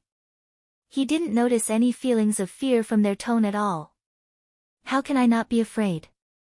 The Sun family. That's the Sun family, one of the three great families, a colossus of the boundless heaven continent, and I'm just a small elementary mystic, Leng Ruoxue said very seriously. That's right. I'm just a little beast. I can't afford to offend the Sun family. Icy frowned with a very serious expression. Continue pretending. Lan Ming was speechless and grumbled in his head. He had never seen a little beast that could send someone flying with a sneeze. Sun Meilin was an elementary mystic. She wasn't made of paper. Boo-hoo. Little Snowy, you have to protect me. Icy's blue eyes welled up with tears as he sobbed. Leng Ruoxue didn't say anything, but she kept shooting glances at Icy, wanting to remind him that his acting was too much. Ah. Just keep it to the point. Little Snowy, what happened to your eyes? Icy asked foolishly with tears in his eyes. Ah. My eyes are blurry. Leng Ruoxue gave a random reason. Alas. I really don't know if Icy is smart or stupid now. Oh, the wind is a little strong. You have to be careful. Icy reminded. Alas. Lan Ming turned his head weakly, no longer looking at Leng Ruoxue and Icy. He was too inexperienced compared to these two cunning foxes, and he admitted defeat. Welcome mystics, the grand competition held by our Mystic Association headquarters every 5 years is about to begin officially today. This is the largest turnout of mystics participating in the competition throughout history. I hereby represent the Mystic Association headquarters to congratulate every mystic in advance on achieving good results.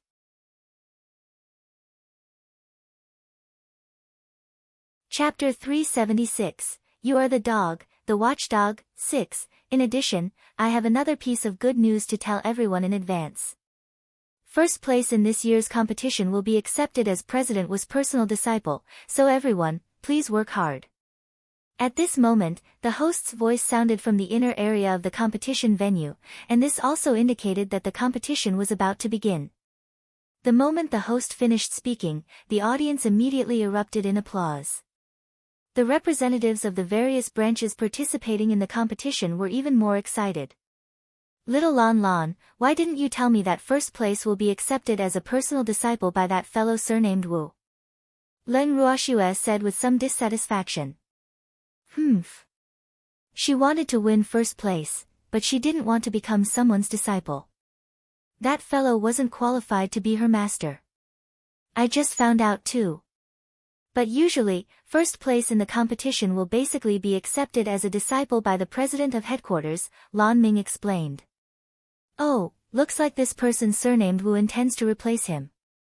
Little Lon Lon, if your master doesn't come out, this Wu guy will control the headquarters in the future. No, it will be controlled by the Sun guy, Leng Ruoxue said understandingly. This Wu guy's ambition was obvious, and he was closely related to the Sun family. Alas! My master, Lan Ming frowned helplessly. Of course, he also hoped that his master could leave seclusion early. But he couldn't go to the secret room to drag his master out if his master didn't come out himself. Moreover, he couldn't enter either. Your master better not come out of seclusion now, or I will definitely bite him, Icy said impatiently. Icy wouldn't let Lan Ming's master go after he managed the Mystic Association headquarters to this extent. Lan Ming didn't know what to say. Why does this puppy always want to bite master? How did master offend this puppy? Master! Take care. There's a puppy waiting to bite you outside. While Lan Ming was letting his imagination run wild, the competition officially began. For today's matches, there were a total of 10 arenas, and matches would take place at the same time. The participating representatives would go on stage in accordance with the prearranged order. The winner would advance directly, and the loser would have to compete in another round. Old Zao, you're the first to go on stage among us. All the best. Lan Ming reminded old Zao as he looked at him. Yes, don't worry. It'll definitely start with a bang for everyone, old Zao promised with a smile. He might be the weakest among them, but he was an artificer. He had long prepared a secret weapon. Moreover, he had several dragons, so he wasn't afraid of any opponents at all. Leng Ruoxue's gaze had been watching every move on the field. The 10 groups currently fighting on the field were not very strong.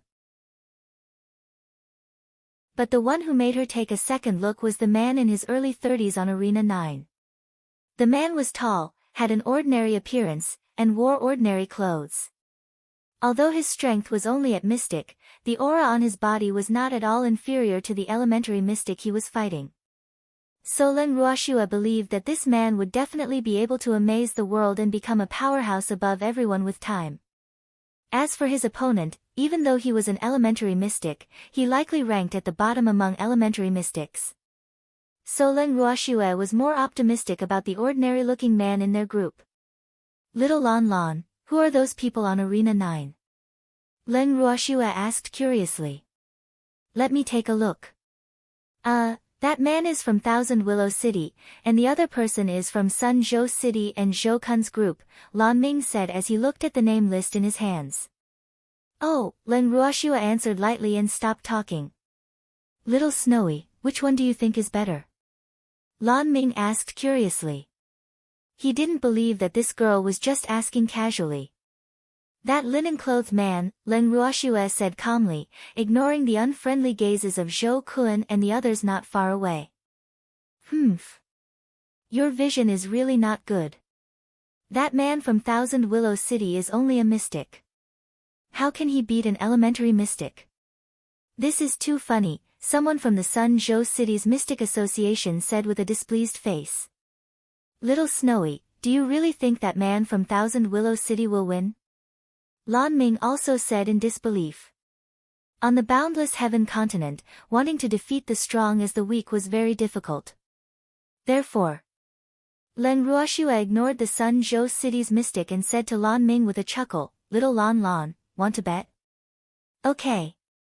What do you want to bet on? Lan Ming said with interest. 10 million purple gold coins. Give me 10 million if I win. If I lose, you can pay me 10 million less. How about it? Leng Ruoxue said with the expression of the big bad wolf tempting Little Red Riding Hood. Lan Ming was a little speechless when he heard this bet. Why is this girl thinking of amassing wealth all the time? He had really never seen such a materialistic person in his 30-odd years of life. I'll bet with you. But if you want to bet, bet big. How about 100 million purple gold coins? The mystic from Sun Zhou City just now jumped out impatiently with a provocative face before Lan Ming could answer. Okay. I have no objections. But are you sure you can take out 100 million? Leng Ruoxue asked with a light smile. How could she not want someone rushing to give her money? Of course I do. Do you know who I am? Why wouldn't I be able to fork out 100 million purple gold coins? The mystic roared furiously. Damn ugly monster. How dare she suspect that he couldn't produce the money? This was simply the greatest humiliation to him. His family was one of the wealthiest families apart from the three great families. He would definitely crush this ugly monster with money later. To be honest, I really don't know who you are. This young lady only recognizes money and not people. If you want to bet with me, take out 100 million purple gold coins first. Otherwise, go wherever you want to go. Leng Ruoxue said without negotiation. Okay, isn't it just 100 million? Here. It's simply a drop in the bucket for this young master and not worth mentioning. The mystic took out a silver card that was usable across the entire continent and handed it to Leng Ruoxue for her to check.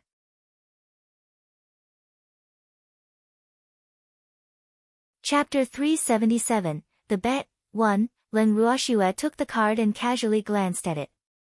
Ah. Seems this guy is quite rich because this is actually an anonymous silver card. In other words, if this card was lost, then no matter who found it, they could use it. Leng Ruoxue sent her divine sense in and checked the balance. There was about 110 million purple gold coins inside. She was relieved and handed the card to Lan Ming for safekeeping. That's my card, the mystic couldn't help exclaiming when he saw his silver card going into Lan Ming's hand. I know. I'm just getting him to take care of it first because I'm afraid you will go back on your word. Leng Ruoxue said, almost infuriating the mystic to death. Sure enough, the mystic was almost angered to death by Leng Ruoxue, and he couldn't say a complete sentence even after a long time. You asked Su Heng to take out 100 million purple gold coins. Shouldn't you also take out 100 million so that we can be at ease? Zhou Kun said. Moreover, his feminine face was wearing a bloodthirsty smile, as if he wanted to swallow them alive. Probably. But my guarantor is Lan Ming. If I can't pay, you can ask him for it. Leng Ruoxue dragged Lan Ming into the water unceremoniously. Moreover, what she implied was that they could not trust her, but couldn't they trust Lan Ming?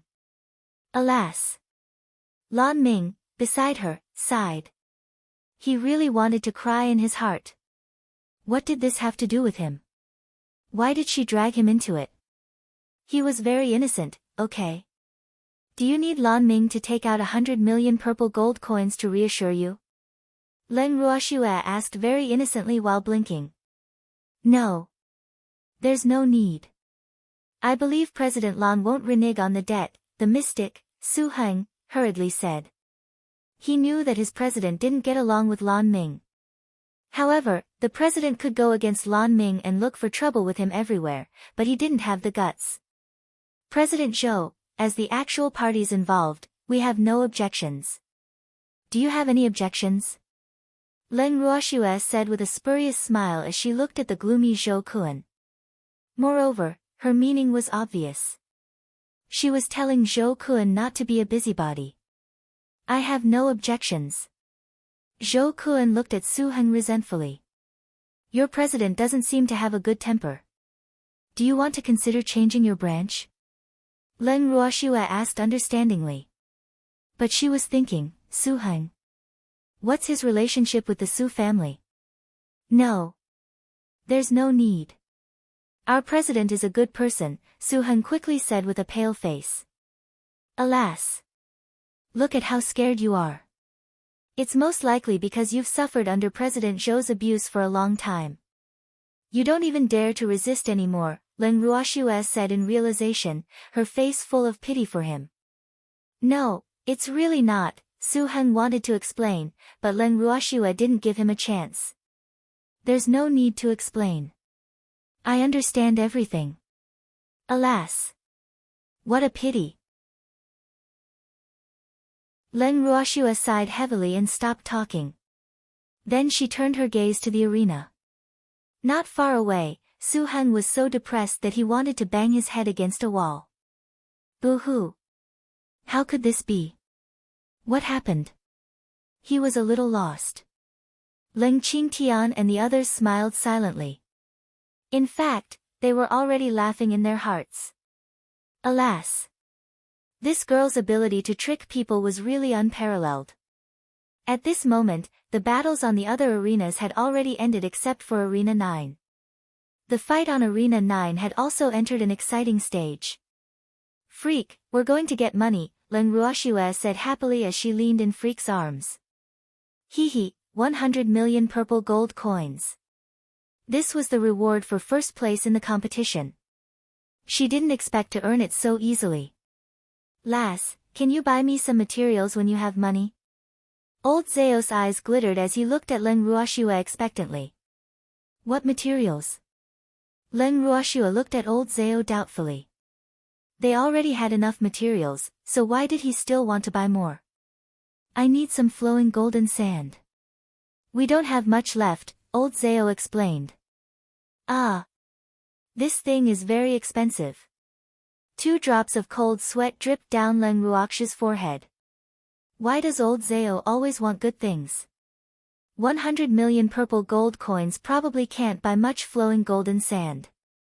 Old thing, you want to spend all the money that little girl worked so hard for? Old man roared with displeasure while glaring at old Zao. Although he wasn't an artificer, he knew the value of the flowing golden sand very well. This thing was basically sand, but it was golden and produced in the deep sea. It was very difficult to mine, so it was very expensive. It is useful. Lass, you have to believe me. Old Zao said aggrievedly. Don't we still have more? Isn't there enough? Leng Ruoxue asked in puzzlement. Not enough. I need a lot of it to refine the equipment I want, old Zao explained. Oh, then let's ask Blackie later to see if he has any. If not, well buy more, Leng Ruoxue said after some thought. Yes. Hee, lass, you definitely won't regret it, old Zao said mysteriously. Leng Ruoxue nodded slightly and shifted her gaze back to the stage. The first 10 matches of the competition finally ended with the linen-clothed man's final strike on Arena 9. Although the linen-clothed man won the final victory by defeating the strong as the weak, he also paid a tragic price and was seriously injured. It was still unknown whether he could participate in the competition tomorrow. It's only the first round. Do they have to work so hard? Old Zao was a little speechless. If they lost, there was still a chance. Why did they have to work so hard? He really couldn't understand. This is a good opportunity to soar into the sky. Any normal person will want to grasp it, Lan Ming said. Little Lan, do you mean that we're not normal people? Leng Ruoxue said with a mischievous smile. Ah. That's not what I mean, Lan Ming said fearfully. He really thought so, but he didn't dare to say it out loud. Boo-hoo. He realized that his guts had become smaller and smaller since he met Leng Ruoxue and the others. Why did he suddenly become so useless?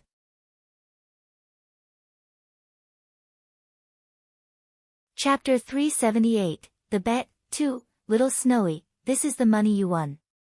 Lan Ming quickly handed over the silver card in his hand, hoping to divert Leng Ruoxue's attention.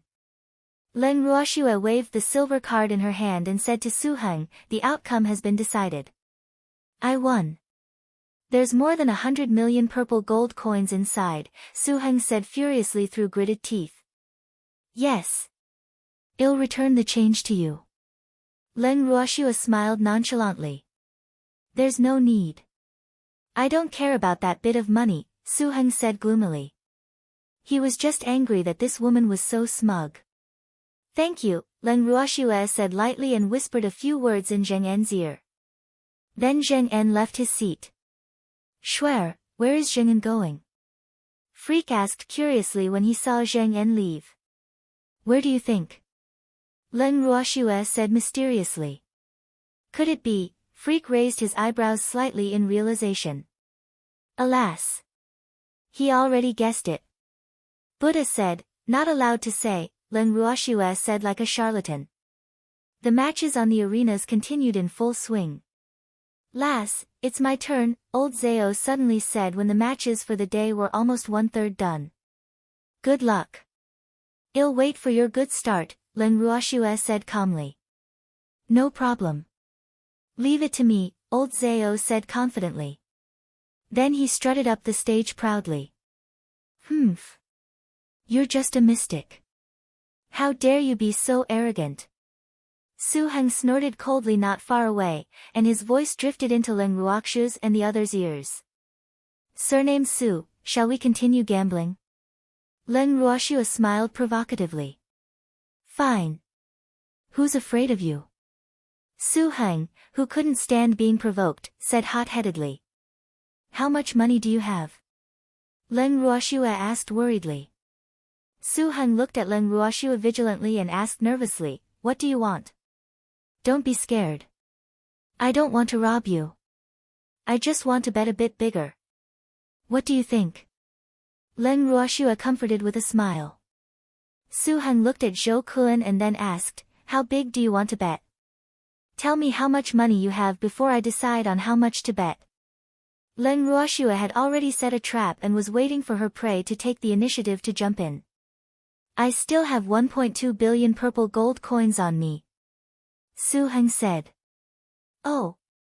We have a total of 8 people now. We will all go on stage to compete in a while.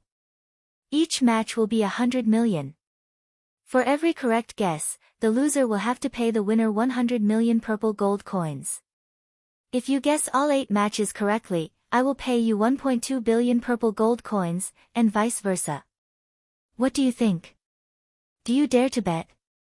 Leng Ruoxue asked calmly. "What's there to be afraid of?" "Humph. Don't regret it if you lose," Su Heng said confidently and proudly. He had already received President Zhou's eye signal just now, so he was very confident that he would definitely win. "Since I proposed this bet, I'll let you choose. But before you choose, I have to check your money because I'm afraid of you lying to me," Leng Ruoxue said very seriously with the word, worry written on her face. "Here. Open your eyes wide and take a good look. I have a lot of money." Su Heng threw Leng Ruoxue another silver card without hesitation. After receiving the silver card, Leng Ruoxue did the same thing. She checked it and handed it to Lan Ming. "Is President Lan your guarantor again?" Su Heng asked gloomily. He couldn't understand why he couldn't get his money back after he took it out. He really couldn't accept it. "Ha, you've become smarter. All right, you can choose now." Leng Ruoxue smiled happily. Hee, earning money is really too easy." Lan Ming looked at the silver card in his hand and looked at the foolish Su Heng, whom Leng Ruoxue had schemed against, with some pity. "How dare you bet with this little fox? It would be strange if you didn't lose everything." Leng Ruoxue was already listed as an extreme danger in his heart now. "Of course, I bet on you losing," Su Heng said loudly without hesitation. "Since you're betting that we will lose, then I can only bet that we will win." "Grandpa, you heard our bet, right?" Leng Ruoxue turned to look at Leng Qingtian and the others. "Yes, we will try our best." Leng Qingshan's mouth twitched helplessly. "Granddaughter. This move of yours is really too ruthless. However, they were indeed short of money. All right. Leng Ruoxue was very satisfied with the reactions of her grandfather and the others. Wait, Su Heng took out 1.2 billion. What about you? What if you don't have money? Zhou Kun couldn't help interjecting again. President Zhou, the parties involved have no objections. Why are you being nosy? Leng Ruoxue said coldly. Moreover, I have a guarantor. Do you think President Lan can't pay 1.2 billion purple gold coins? Leng Ruoxue continued to ask. You. Damn it. Do you know who you're talking to? Sun Meilin, who forgot how she had suffered earlier, couldn't help saying. Little Snowy, I want to sneeze again, Icy said lightly, scaring Sun Meilin so much that she quickly shrank into her seat, afraid that she would be sneezed on again. Ha, little Icy, bear with it. Leng Ruoxue caressed Icy's head and comforted him with a smile. While they were speaking, the battles on the stage had already begun. Old Zao was on Arena 2. Although his opponent was an elementary mystic, and Old Zao had just advanced to mystic not long ago, the opponent's strength was only slightly higher than his. On Arena 2. Old Zao's not very big eyes were looking at his opponent with a bright glow. Although his opponent was an elementary mystic, Old Zao had many means, so he wasn't afraid of this person. Admit defeat, the elementary mystic said as if he was bestowing a gift. I should be the one saying that, Old Zao said calmly.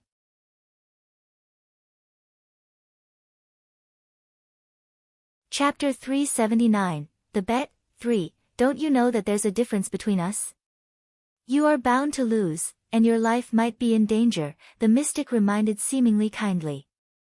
But in his heart, he hoped that the old man in front of him would admit defeat himself so that he wouldn't have to fight. Moreover, he could conserve his energy and focus on the next match. So what? Wasn't there a battle just now where the weak defeated the strong? Old Zao said nonchalantly. But that person can't participate in the later rounds at all. His injuries are so severe. So what if he won? The mystic continued persuading. It's better to win than to lose. Are you going to fight or not? Don't waste my time. Just admit defeat if you don't want to fight, Old Zao said impatiently. Damn, some of the fights were already over, but his opponent was still beating around the bush. Humph. Since you want to die so badly, I'll fulfill your wish. The mystic was angry. He even felt that his good intentions were treated as ill intent. It would have been better if you were this straightforward earlier. Then Old Zao immediately launched an attack directly. His fiery red mystic power pounced at his opponent like a fire dragon. The mystic hurriedly used an earth attribute mystic skill to block the fire dragon's attack. At the same time, he summoned his contract beast, planning to fight 2 against 1. His contract beast was a giant black snake of about 100 meters long, with a thick snake body that coiled around the arena. Its cold snake eyes were staring at Old Zao. TCH, you have a beast. Don't I have one? Old Zao was unwilling to be outdone and also summoned a beast. He glanced at his opponent's beast disdainfully. Humph. Just an ugly lousy snake. How dare it show off? That's impossible. How can you have a dragon as a contract beast? The mystic asked in disbelief as he looked at the dragon flying in the air. This was a genuine dragon. Dragons were definitely at the top among beasts. Moreover, the one in front of him was actually a fire dragon, which had a higher status among dragons. This dragon's strength wasn't much higher than his ink snake, but the innate bloodline advantage of dragons was incomparable to that of ordinary beasts. Just as he thought this, the giant ink snake fell into a daze after seeing that its size was inferior to the dragon's enormous body. After returning to its senses, it dropped its head without any might or power, and its giant snake body was trembling. Although they were both level 3 divine beasts, the bloodline of dragons was much higher than its bloodline. This innate bloodline pressure was something it couldn't resist at all unless its strength was much higher than this dragon's strength.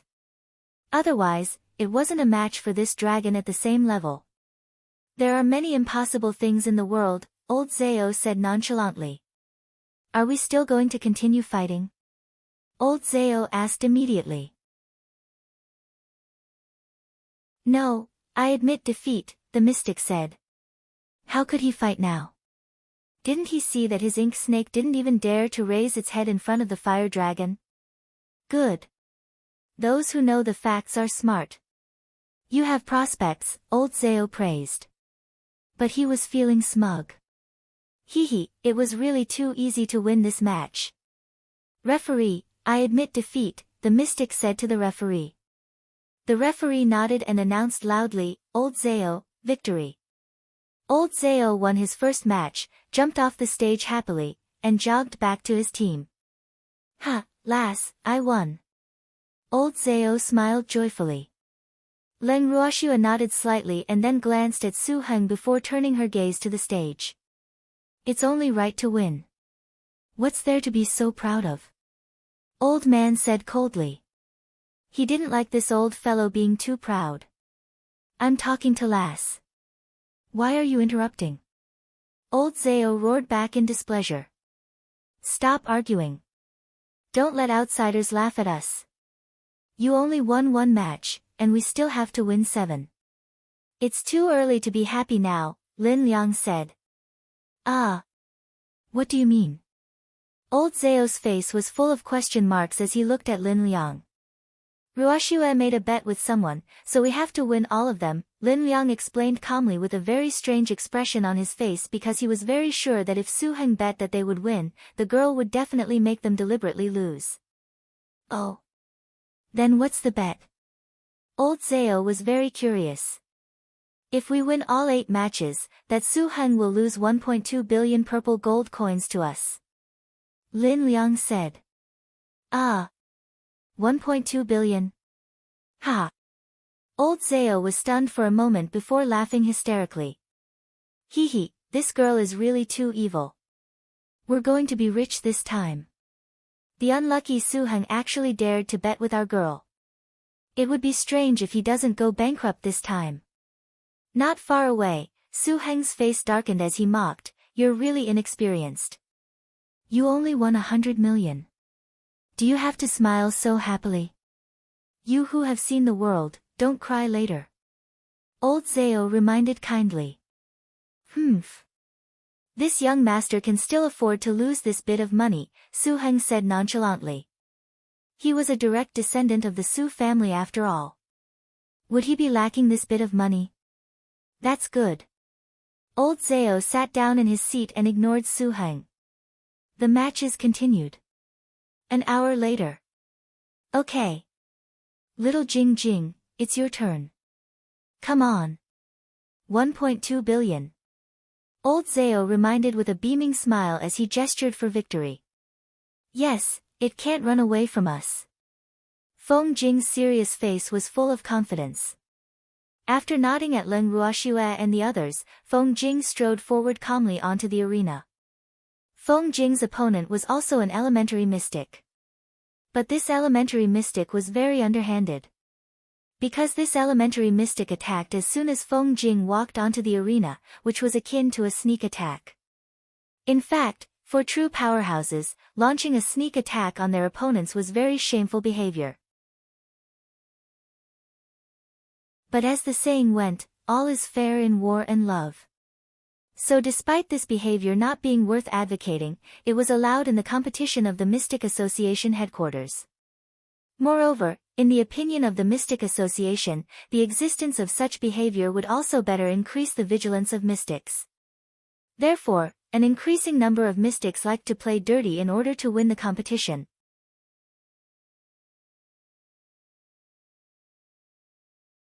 Chapter 380, You're Blocking the Way. 1. Feng Jing was about to climb the last step onto the arena when he suddenly felt a piercing cold light coming at him. He dodged the attack and jumped onto the arena with a light spin. On the arena, Feng Jing's pitch-black eyes stared coldly at his opponent. The aura on his body was not at all inferior to that of the elementary mystic.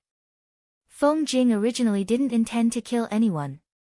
Although he was addicted to martial arts, he wasn't a bloodthirsty person. Moreover, he had always felt that since it was a competition, he should stop when the outcome was determined. Why take someone's life? But the actions of this person in front of him had completely angered him, so he didn't intend to show mercy. After making his decision, Feng Jing immediately retaliated. In the audience, Leng Ruoxue and the others stared intently at Feng Jing on the arena. This kid is quite smart. Old man nodded with satisfaction. Leng Ruoxue looked at Lan Ming and asked lightly, people can die in the competition, right? Lan Ming braced himself and answered, yes. He silently mourned for the mystic for 3 seconds in his heart. Alas! What an unlucky fellow. Of all the people you could provoke, you just had to provoke this extremely protective girl. After receiving an affirmative answer, Leng Ruoxue stopped talking and focused on the match. Feng Jing directly summoned his pet beast after a series of crazy explosions on the arena. Wow, another dragon, someone in the audience shouted as they looked at the dragon that appeared on the arena again. Damn, since when did dragons become cabbages? Someone cursed jealously. At this moment, the audience was in a mess, and no one could calm down. Lan Ming was also a little dumbfounded as he looked at the giant beast in the sky above the arena for a long time. After returning to his senses, he couldn't help reaching out to wipe the cold sweat on his forehead. What the heck? Leng Ruoxue and the others actually have 2 dragons. Dragons were very proud spirit beasts, and they had never bothered to contract with humans. Moreover, dragons were so powerful that no one dared to compel a contract with them at all. Alas! He really didn't know how they did it. Little Snowy, you didn't tell me that you have 2 dragons as contract beasts. Lan Ming complained while looking at Leng Ruoxue resentfully. What's there to show off about? Leng Ruoxue asked nonchalantly. I've never heard of any powerhouse who could contract with a dragon on the boundless heaven continent, Lan Ming said very seriously. Alas! Can this girl's reaction be more normal? Why is she so calm? That's because you're too inexperienced. Dragons are nothing special, Icy, who had been sleeping with his eyes closed, suddenly said. Lan Ming was very depressed. This puppy actually said that he was too inexperienced. Boo-hoo. How did I end up being despised by a puppy? Ha! Little Icy said it so well. Leng Ruoxue couldn't help laughing when she saw Lan Ming deflated, and she caressed Icy's soft fur. At this moment, Feng Jing had already ended the battle. His opponent had been crushed into a meat patty by his enormous dragons and couldn't be more dead. After the referee announced that Feng Jing had won, he hurriedly jumped off the arena and returned to Leng Ruoxue and the others. I've completed the mission. Feng Jing sat down. That's 200 million already, Leng Ruoxue reminded Su Heng. Humph. They only won because of the giant dragons. That can't be considered true ability at all, Su Heng said angrily. In fact, he was really jealous of these 2 old men's good luck. How could these 2 people possess dragons? They were only mystics. Aren't pet beasts a part of your strength? If you have the ability, can't you also contract a dragon? Don't say the grapes are sour just because you can't eat them. Leng Ruoxue mocked indifferently. You. Don't be too smug too early. There are still 6 matches. The opponents behind you are the real tough ones. Those in front are weak, Su Heng retorted, unwilling to be outdone. He really hated these ugly monsters to death now. But he was very confident that they would definitely not win the next few matches. Thank you for the reminder. This young lady is waiting to collect the money, Leng Ruoxue said with a smile. Little girl, I'm going on stage. Old man said. Okay, be careful. Leng Ruoxue reminded. They had to be vigilant now that they had the experience from Feng Jing. Old man stood up and slowly walked onto the arena. It only took Old Man around 10 minutes to defeat his opponent without even using his beast. Then after the referee announced the result, he returned to his seat impatiently. Then Lin Liang went on stage. He also won easily without using his beast. Immediately after, it was the Feng family's first elder's turn to go on stage. Although it took a little effort, the result was still satisfactory. After his dragon appeared, the audience in the venue was directly thrown into chaos. Ruoshua, we have 500 million in our pockets now, right? The Feng family's first elder asked directly after getting off the arena. Yes, there are still 3 matches. If we can win all of them, we will have 1.2 billion, Leng Ruoshua said with a light smile. Hehe, earning this money is really too easy. The opponents of the remaining 3 matches are very strong. You definitely won't be able to win, Su Heng said angrily. Damn it. Why are these people so lucky? They actually won every match. He was so angry. What if we win? Do you want to raise the stakes? Or does anyone dare to bet with me? Leng Ruoshua looked at Zhou Kun and the others not far away provocatively. Raise the stakes? Su Heng looked at Leng Ruoshua as if she was a monster.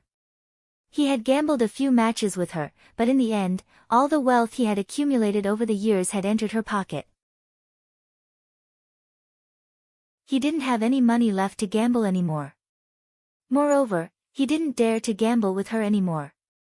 His greatest wish now was that they could lose even one of the 3 remaining matches. At least, that would leave him with a few 100 million.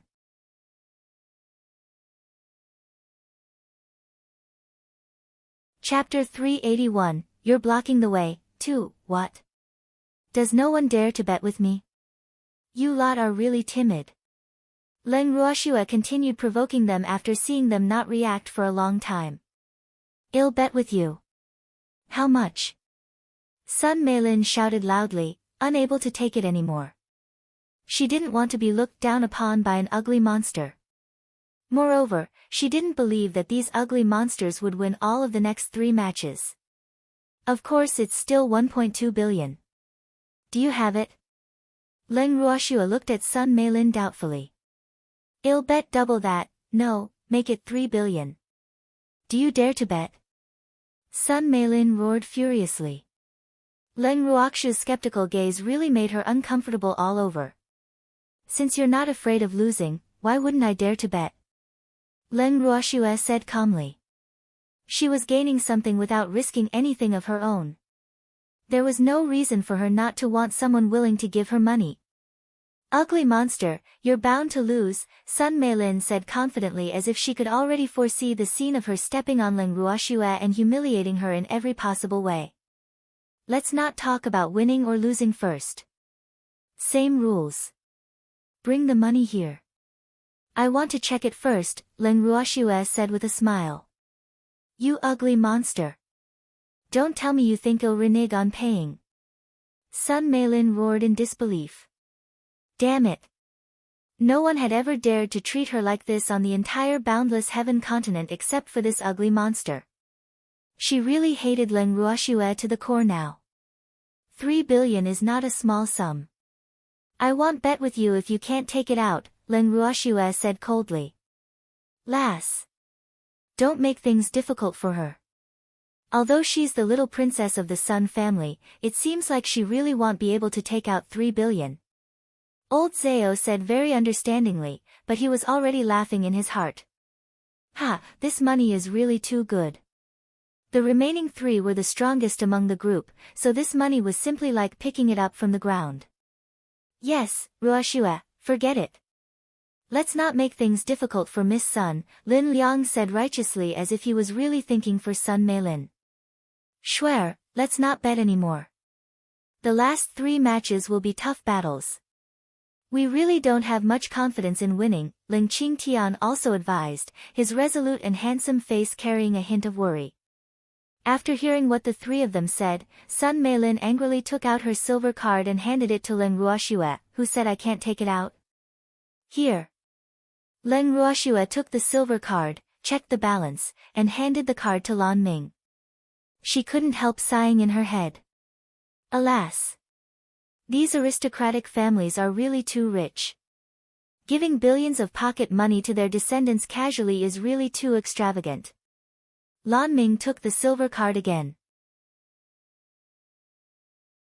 His heart was already a little numb because of the growing feeling in his heart that Leng Ruoxue and the others were really too abnormal. Boo-hoo. Why do I feel like a failure compared to them?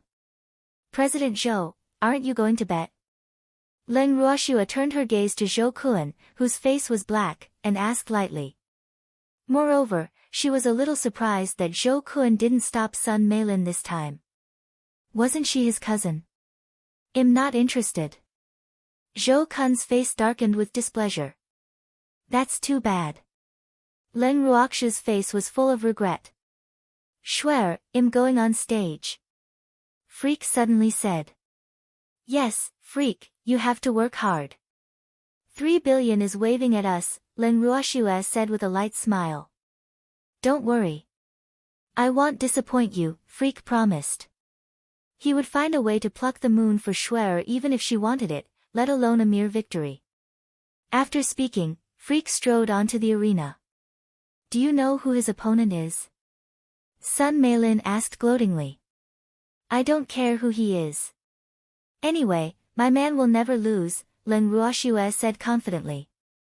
She knew Freak's strength very well. This guy didn't only know how to wheedle her. Anyone who dared to underestimate him would be in trouble. You're very confident. Unfortunately, his opponent is a lunatic who won't stop until he kills his opponent, Sun Meilin said without even caring if Leng Ruoxue wanted to know. As for your opponent, haha. He's a famous genius on the boundless heaven continent. So you two are in the same boat on this point. Humph. The opponents are so strong. I want to see how you two can win. Sun Meilin was so smug in her heart. It was as if she had already seen the dawn of victory. Just as Sun Meilin said, Freak had indeed fallen into a fierce battle. On the arena, Freak looked at his opponent coldly. His opponent was a middle-aged man in his 40s, and he was an elementary mystic. But this person was obviously stronger than Lin Liang's and the others' opponents. He should be the strongest among the opponents they had encountered so far. Moreover, this person's attacks were very ruthless, and many of his attacks were trying to kill Freak. But Freak easily resolved them, and this completely angered this person. Damn it! Why do you keep hiding? The middle-aged man roared furiously. This man in front of him was as slippery as a fish. He had used many methods, but he actually couldn't do anything to this man. This made him a little flustered and exasperated. Why wouldn't I dodge? Do you think I'll let you beat me up? Freak said with a smile that wasn't a smile, and his black eyes emitted a terrifying glow. He acted relatively relaxed compared to his opponent, and he seemed to be playing with his opponent like a monkey. You're not allowed to dodge. Let's have an upright fight, the middle-aged man said, half ordering him. Upright fight? Then what were you doing before? Freak sneered and mocked. This man's methods were very vicious. He actually wanted to fight fair and square with him. How laughable. That's called preemptive strike, understand? The middle-aged man said nonchalantly. His fiery eyes stared at Freak like a venomous snake, wanting to kill him. Since you've said so, I'll fulfill your wish. Freak smiled evilly and finally decided to attack. He who asked him to receive his dearest wife's urging gaze. A stream of pitch-black mystic power coiled around the middle-aged man's body like a shadow, binding him tightly. The middle-aged man didn't even have the time to react.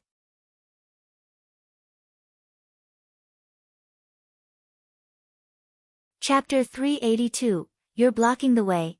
3, damn it. What move is this? Let go of me quickly, the middle-aged man roared in anger. He tried his best to break free from the black mystic power binding him, but he couldn't break free at all. You've been jumping around for long enough. It's time to calm down, Freak said lightly. Then he used his favorite fist attack again. He clenched his fist tightly and hit the middle-aged man. Soon, the middle-aged man was beaten into a bloody person. Everyone in the audience was dumbfounded when they saw Freak's violent means. They were all mystics, so they knew very well that no mystics would give up on using mystic skills and use physical attacks in melee. Ah! This was absolutely not the thinking of a normal mystic. At this moment, Freak had been gloriously included in their abnormal range. Time passed slowly. Freak was also a little tired from fighting, so he sat down on the arena and said, "I'm tired.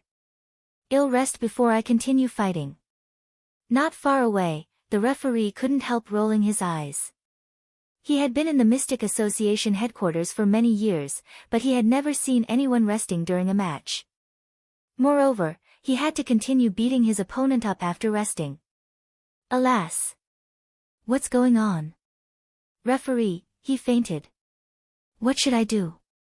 Freak looked at the referee with an innocent look in his eyes. You won, the referee announced loudly as he looked at the bloodied and defenseless figure lying on the arena.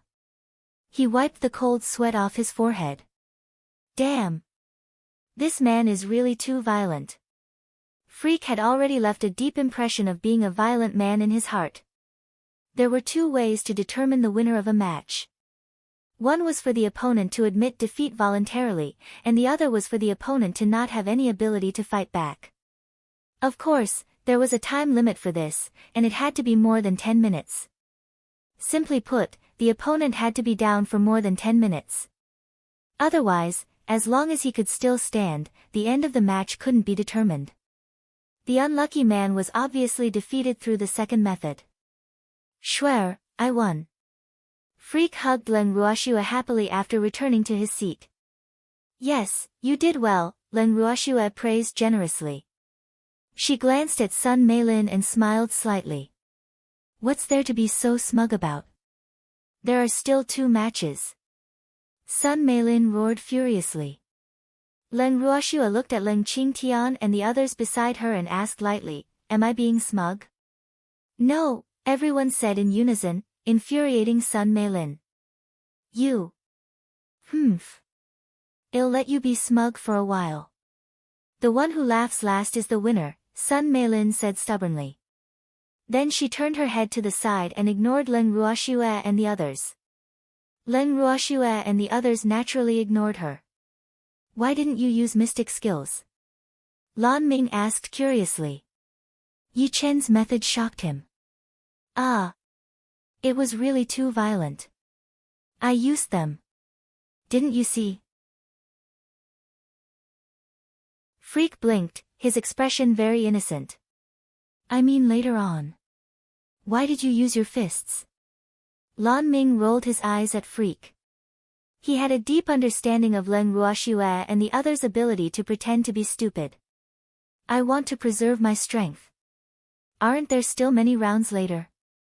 "I don't want to expose myself too early," Freak said matter-of-factly. "Oh." Lan Ming nodded slightly. Freak's words were quite reasonable. The competition continued. Some were happy, while others were sad. But it couldn't stop the competition from advancing. When the first round of the competition was about to end, it was finally Leng Qingshan's turn to go on stage. Leng Qingtian nodded at everyone and walked onto the arena with his head held high. His opponent was a young and beautiful woman. Moreover, her strength was on par with his, and she was also an elementary mystic. But this woman kept looking at him seductively as soon as he came up, making him very disgusted. On the arena. The young woman smiled seductively and said softly, "Please show mercy. You talk too much. Let's begin." "Stop wasting time," Leng Qingtian said coldly. "You really don't know how to be protective of the fairer sex," the young woman said resentfully. She had always been very confident in her appearance, but she didn't expect to kick an iron plate today, making her feel very embarrassed. "You talk too much nonsense," Leng Qingtian said impatiently and took the lead to attack. In the audience, Old Man was laughing so hard in his seat that he was about to cry. Ha! Brat Leng actually encountered a honey trap. What a pity. That woman's efforts were in vain, Old Man said with a smile. How was Leng Qingtian someone who knew how to be protective of the fairer sex? Using a honey trap on him was equivalent to playing the lute to a cow. Hee. Moreover, that fellow hated such scheming but self-righteous women the most. Little Lan, is this woman very strong? Leng Ruoxue asked curiously while looking at Lan Ming. Lan Ming sighed softly and explained, her name is Yan Shuer, and she is the 5th-ranked beauty on the boundless heaven continent. Her strength is on par with your grandfather's. But she has many means to deal with men. Many powerhouses have knelt under her skirt and obeyed her orders. Do you think she can seduce my grandfather with that bit of beauty? She's not even as good-looking as my maidservant. Leng Ruoxue said disdainfully. It was said that beauty was a woman's greatest weapon, and she couldn't care less if it was used on others, but using it on her grandfather wasn't something she could tolerate. Little Snowy, Yan Shuer has many powerhouses by her side, Lan Ming couldn't help reminding her. What he implied was that she shouldn't provoke her. Unfortunately, how could Leng Ruoxue do as he wished? Would someone who didn't even care about the little princess of the Sun family be afraid of Yan Shuer? If she doesn't provoke me, I naturally won't take the initiative to cause trouble, Leng Ruoxue said lightly. While the two of them were talking, Ling Qingtian had already defeated his opponent cleanly on the arena. It was the first time Yan Shuer had been carried off the stage.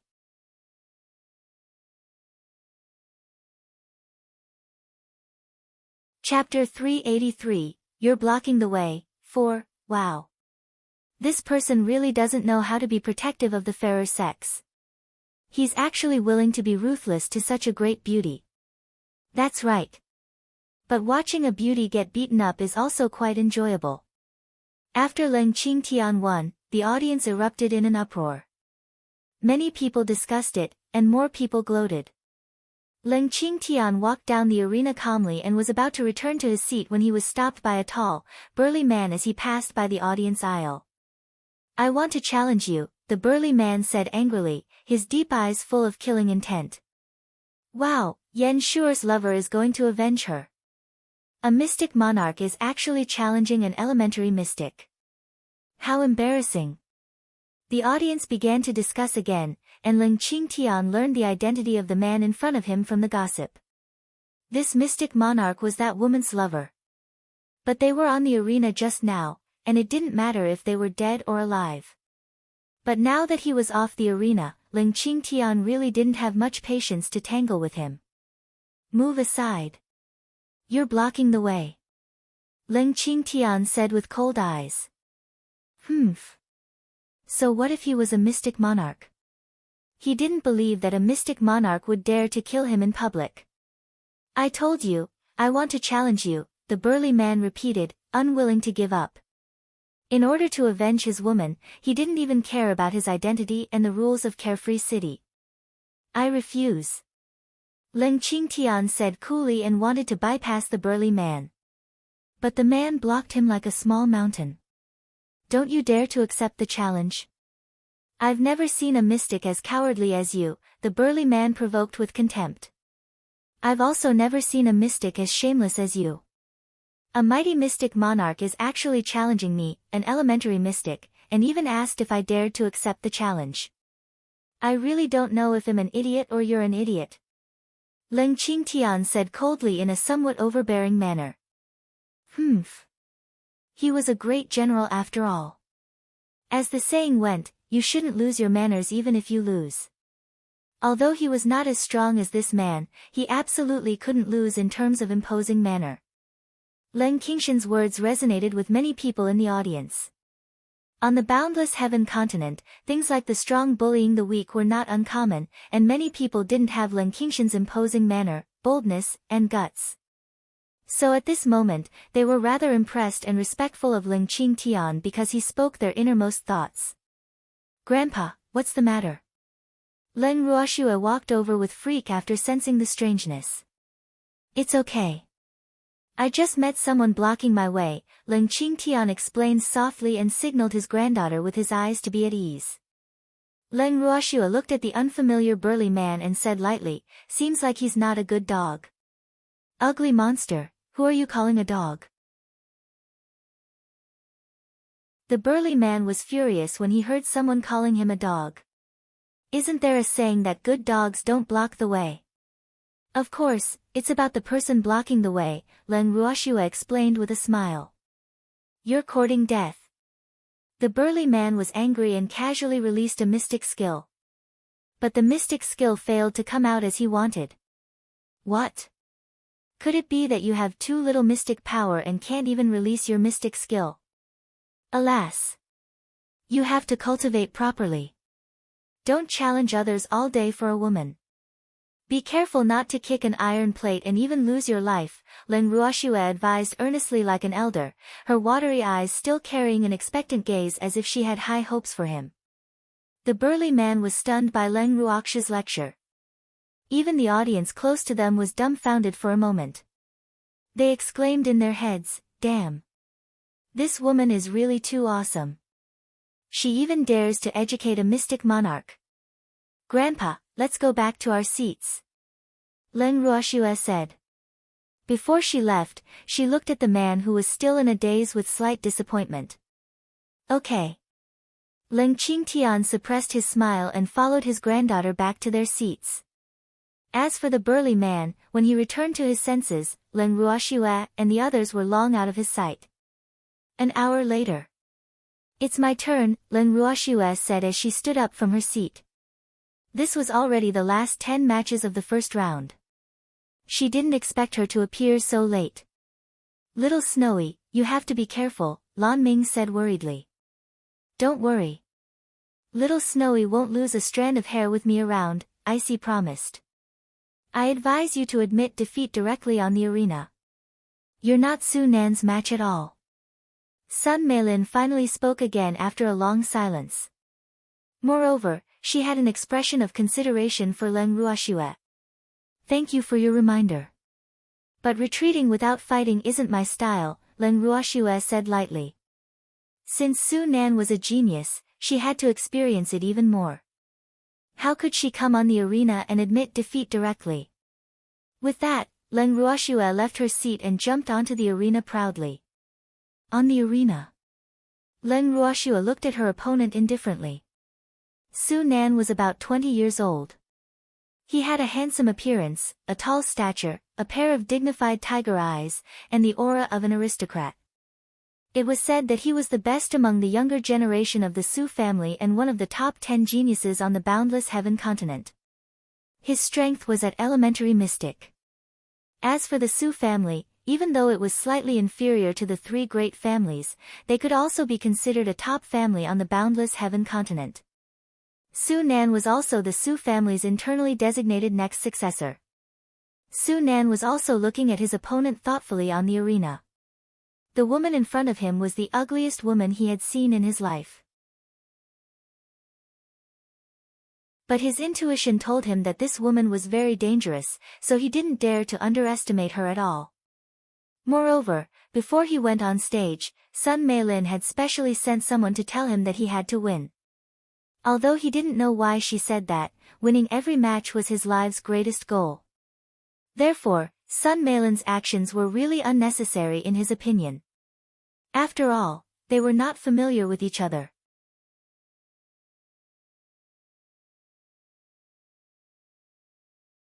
Chapter 384, Len Ruoshua vs Su Nan, 1, Can we begin? Su Nan asked. Yes, Len Ruoshua replied lightly. Are you releasing your pet beast too? Su Nan continued asking, implying that he would release his beast if she did. No. I see, watch the battle by the side first. Len Ruoshua said softly as she looked at the lazy Icy. All right then. Icy reluctantly jumped down from Len Ruokshu's shoulder and found a random corner to lie down on the arena. You can start first. Su Nan said graciously. Then I won't be polite. Take this. Then the aura on Len Ruokshu's body suddenly changed. She instantly used a mystic skill in her hand, and several streams of red and purple mystic power pounced at Su Nan like fire dragons. When Su Nan saw the raging fire dragons, he hurriedly used a water attribute mystic skill, the water curtain skill known for its defense. But his water curtain was unable to block the fire dragon's attack. Before long, his water curtain was evaporated by Leng Ruox's fire dragons. Su Nan looked at everything in front of him in disbelief and was dumbfounded. But he quickly returned to normal and hurriedly added the Earth Attribute Mystic Skill, Iron Wall, in a vain attempt to block Leng Ruox's fire dragons. Moreover, what made him depressed was that the temperature of Leng Ruox's fire attribute mystic skill was so high. He really couldn't understand it. Leng Ruoxua looked at the tall wall that suddenly appeared on the arena calmly and smiled slightly. Several tiny streams of green mystic power floated out along her fingertips and directly flew toward the wall. Green mystic power, I really didn't expect you to have the wood attribute, Su Nan said gloomily. Wood attribute mystic skills happen to be able to restrain his earth attribute mystic skill. But his water attribute mystic technique just now was unable to restrain Leng Ruox's fire attribute 1. This fact made him very conflicted. You're lucky. This is the first time I'm using this 1,000 threads, Leng Ruoxua replied with a light smile. I'm not fighting anymore. I admit defeat, Su Nan said in a self-aware manner. After several clashes, he knew that it would be very difficult for him to defeat Leng Ruoxua. After all, they were of equal strength. Moreover, every mystic skill she used subdued him, but he couldn't do anything to her. So there was no point in continuing the fight. It was better to admit defeat early, preserve his mystic power, and prepare for the additional round. Leng Ruoxua, victory, the referee immediately announced loudly after Su Nan admitted defeat. He didn't expect the match that he originally thought would be a fierce battle was the fastest to decide the winner. Thank you for letting me win, Leng Ruoxua said politely. She picked up Icy and was about to walk down the arena when she heard an extremely angry voice coming from the audience. Damn it! Su Nan, how dare you go easy on her? Sun Meilin roared furiously while wanting to skin Leng Ruoxua alive. 3 billion. That was 3 billion. It was enough to buy a small city, but it was gone so easily. How could she be willing? Miss Sun, even if you are the little princess of the Sun family, you can't insult the dignity of a mystic, Su Nan said with a dark face full of displeasure. Why else would you lose to a woman? Sun Meilin asked angrily. She was sure that Leng Ruoxua must have used improper means. Otherwise, Su Nan wouldn't have lost. Haven't you heard that there is always someone better? I'm not her match. Admitting defeat is the smartest choice, Su Nan explained while suppressing his anger. Humph. He wouldn't have had to suffer so much to explain to her if he didn't have to worry about Sun Meilin's identity.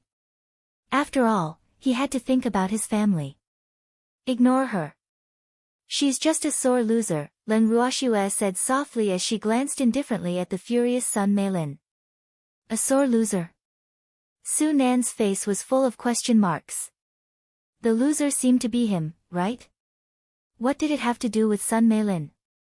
Your admission of defeat allowed me to win 3 billion from her, Leng Ruoxua said happily. Su Nan was speechless. No wonder Sun Meilin was so angry. After all, whoever lost 3 billion would definitely not be in a good mood. But he couldn't be blamed for this. He was indeed not Leng Ruox's match, and he couldn't fight to the death just because of a competition.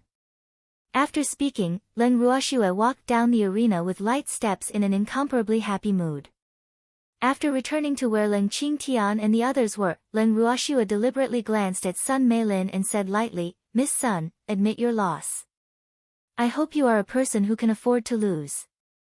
You have to learn from Su Heng on this point. Look at how calm he is. In fact, poor Su Heng wasn't calm at all. He was simply dumbfounded. Of course I can afford to lose. It's only 3 billion. It's just a drop in the ocean for our Sun family, Sun Meilin said fiercely through gritted teeth as she glared with her beautiful eyes that were shooting flames. She had never hated someone so much in her life, and Leng Ruoxua really made her hate her.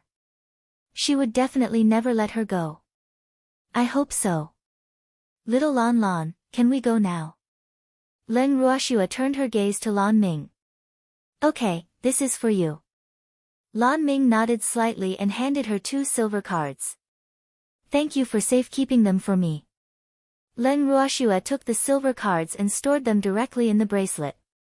Then the group left the competition venue in a grandiose manner. Cousin, why didn't you help me just now? Sun Meilin roared furiously after watching Leng Ruoxue and the others leave. There are so many people here. What can I do? Do you want people to say that we're bullying others? Zhou Kun coaxed helplessly. In fact, he hated this cousin of his to the core, but he had to deal with her for the sake of the family. Cousin is right. This place is indeed inconvenient. After calming down, Sun Meilin also thought it through. Since it was inconvenient to attack in Carefree City, she could only teach that ugly monster a lesson on the stage. This was her original idea, but it was even more urgent now. Leng Ruoxue. Don't blame me for being ruthless. You asked for it. Who asked you to make me angry?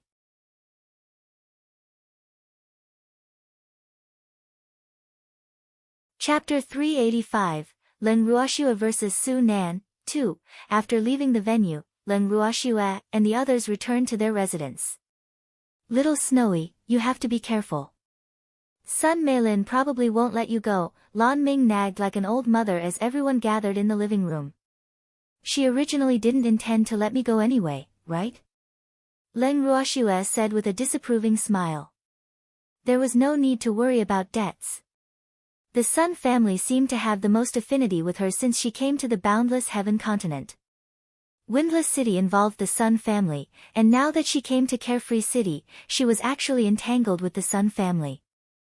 Alas! In fact, she was also quite depressed. Her current strength was too low after all. Yes, Icy said before Lan Ming could answer, shaking his head non-stop. Leng Ruoxue caressed Icy's little head and asked curiously, Little Lan Lan, can we know our opponents in tomorrow's matches now? No, we will draw lots again before the competition tomorrow, Lan Ming said with a serious expression. Alas! He didn't know what would happen tomorrow. But he didn't dare to say anything in order not to affect their mood. He only hoped that they would be careful tomorrow. Then is it possible to tamper with the lot drawing? Leng Ruoxue asked thoughtfully after some thought. If Sun Meilin wanted to find trouble with her, the greatest possibility would be to tamper with the lot drawing. In principle, it's impossible, but Lan Ming's expression was a little unnatural. In fact, this was what he was worried about the most. After all, the current headquarters was under Wugong's control. It was difficult to guarantee that he wouldn't do something unfair to curry favor with the Sun family. Little Snowy, don't be scared. I will protect you, Icy said ingratiatingly. I'll protect my woman. Go play somewhere else, Freak said with some displeasure, his body faintly emitting a sour smell. You're too weak. Icy obviously looked down on Freak. Is that so? Then do you want to try my fist? Freak narrowed his eyes provocatively, his pitch-black and bright eyes exuding a dangerous aura. I don't want to. You're a violent man, Icy said fearfully. For some reason, this man gave him a dangerous feeling, and his intuition told him to stay away from danger. Stop bickering. Let's get some food and rest early after eating, Leng Ruoxue said helplessly. Eating is good. I like eating. Icy immediately cheered and jumped up. Boo-hoo. He ate casually at noon, and he was so hungry now. After hearing what Leng Ruoxue said, everyone got to work and began preparing dinner. After dinner, everyone returned to their rooms to rest. The next day, at the competition venue. As soon as Leng Ruoxue and the others entered, Lan Ming, who came to the venue to draw lots first, appeared in front of them with a serious expression just like yesterday. What's wrong with you? Did someone bully you? Leng Ruoxue couldn't help teasing. Lan Ming was about to say something when old Zhao interrupted him. Our opponents are very strong again, right? Old Zhao said in realization. Hee, It's good to be stronger. I can test the power of my new weapon. He had no use for it yesterday. Alas. Lan Ming sighed softly. Even though he had expected this reaction from them, he was still a little depressed. Moreover, their opponents today were not strong but just very difficult to deal with. Let nature take its course. Leng Ruoshu only said 5 words before pulling Freak to where they were yesterday. Leng Qingtian and the others naturally followed closely behind. Lan Ming was stunned for 2 seconds and hurriedly followed. You're in luck today. Your opponents aren't that strong. Sun Meilin's voice sounded from the seats nearby just as Leng Ruoshu and the others sat down. Is that so? Then our luck is really good. Leng Ruoshu smiled lightly and said with slight mockery. Humph. Would Lan Ming have that heavy expression if our opponents were really not powerful? Only a ghost would believe her. Of course you're lucky. Even I envy you. Sun Meilin seemed to be in a good mood. What a pity. Luck isn't something to be envious about. Leng Ruoxu's tone was very calm. She turned her head to the other side and couldn't be bothered to talk with her anymore. Soon, the host of the competition went on stage. After some encouraging words, he announced the start of the day's competition. Today was the 2nd day of the Mystic competition. After yesterday, nearly 1,000 mystics entered the next round.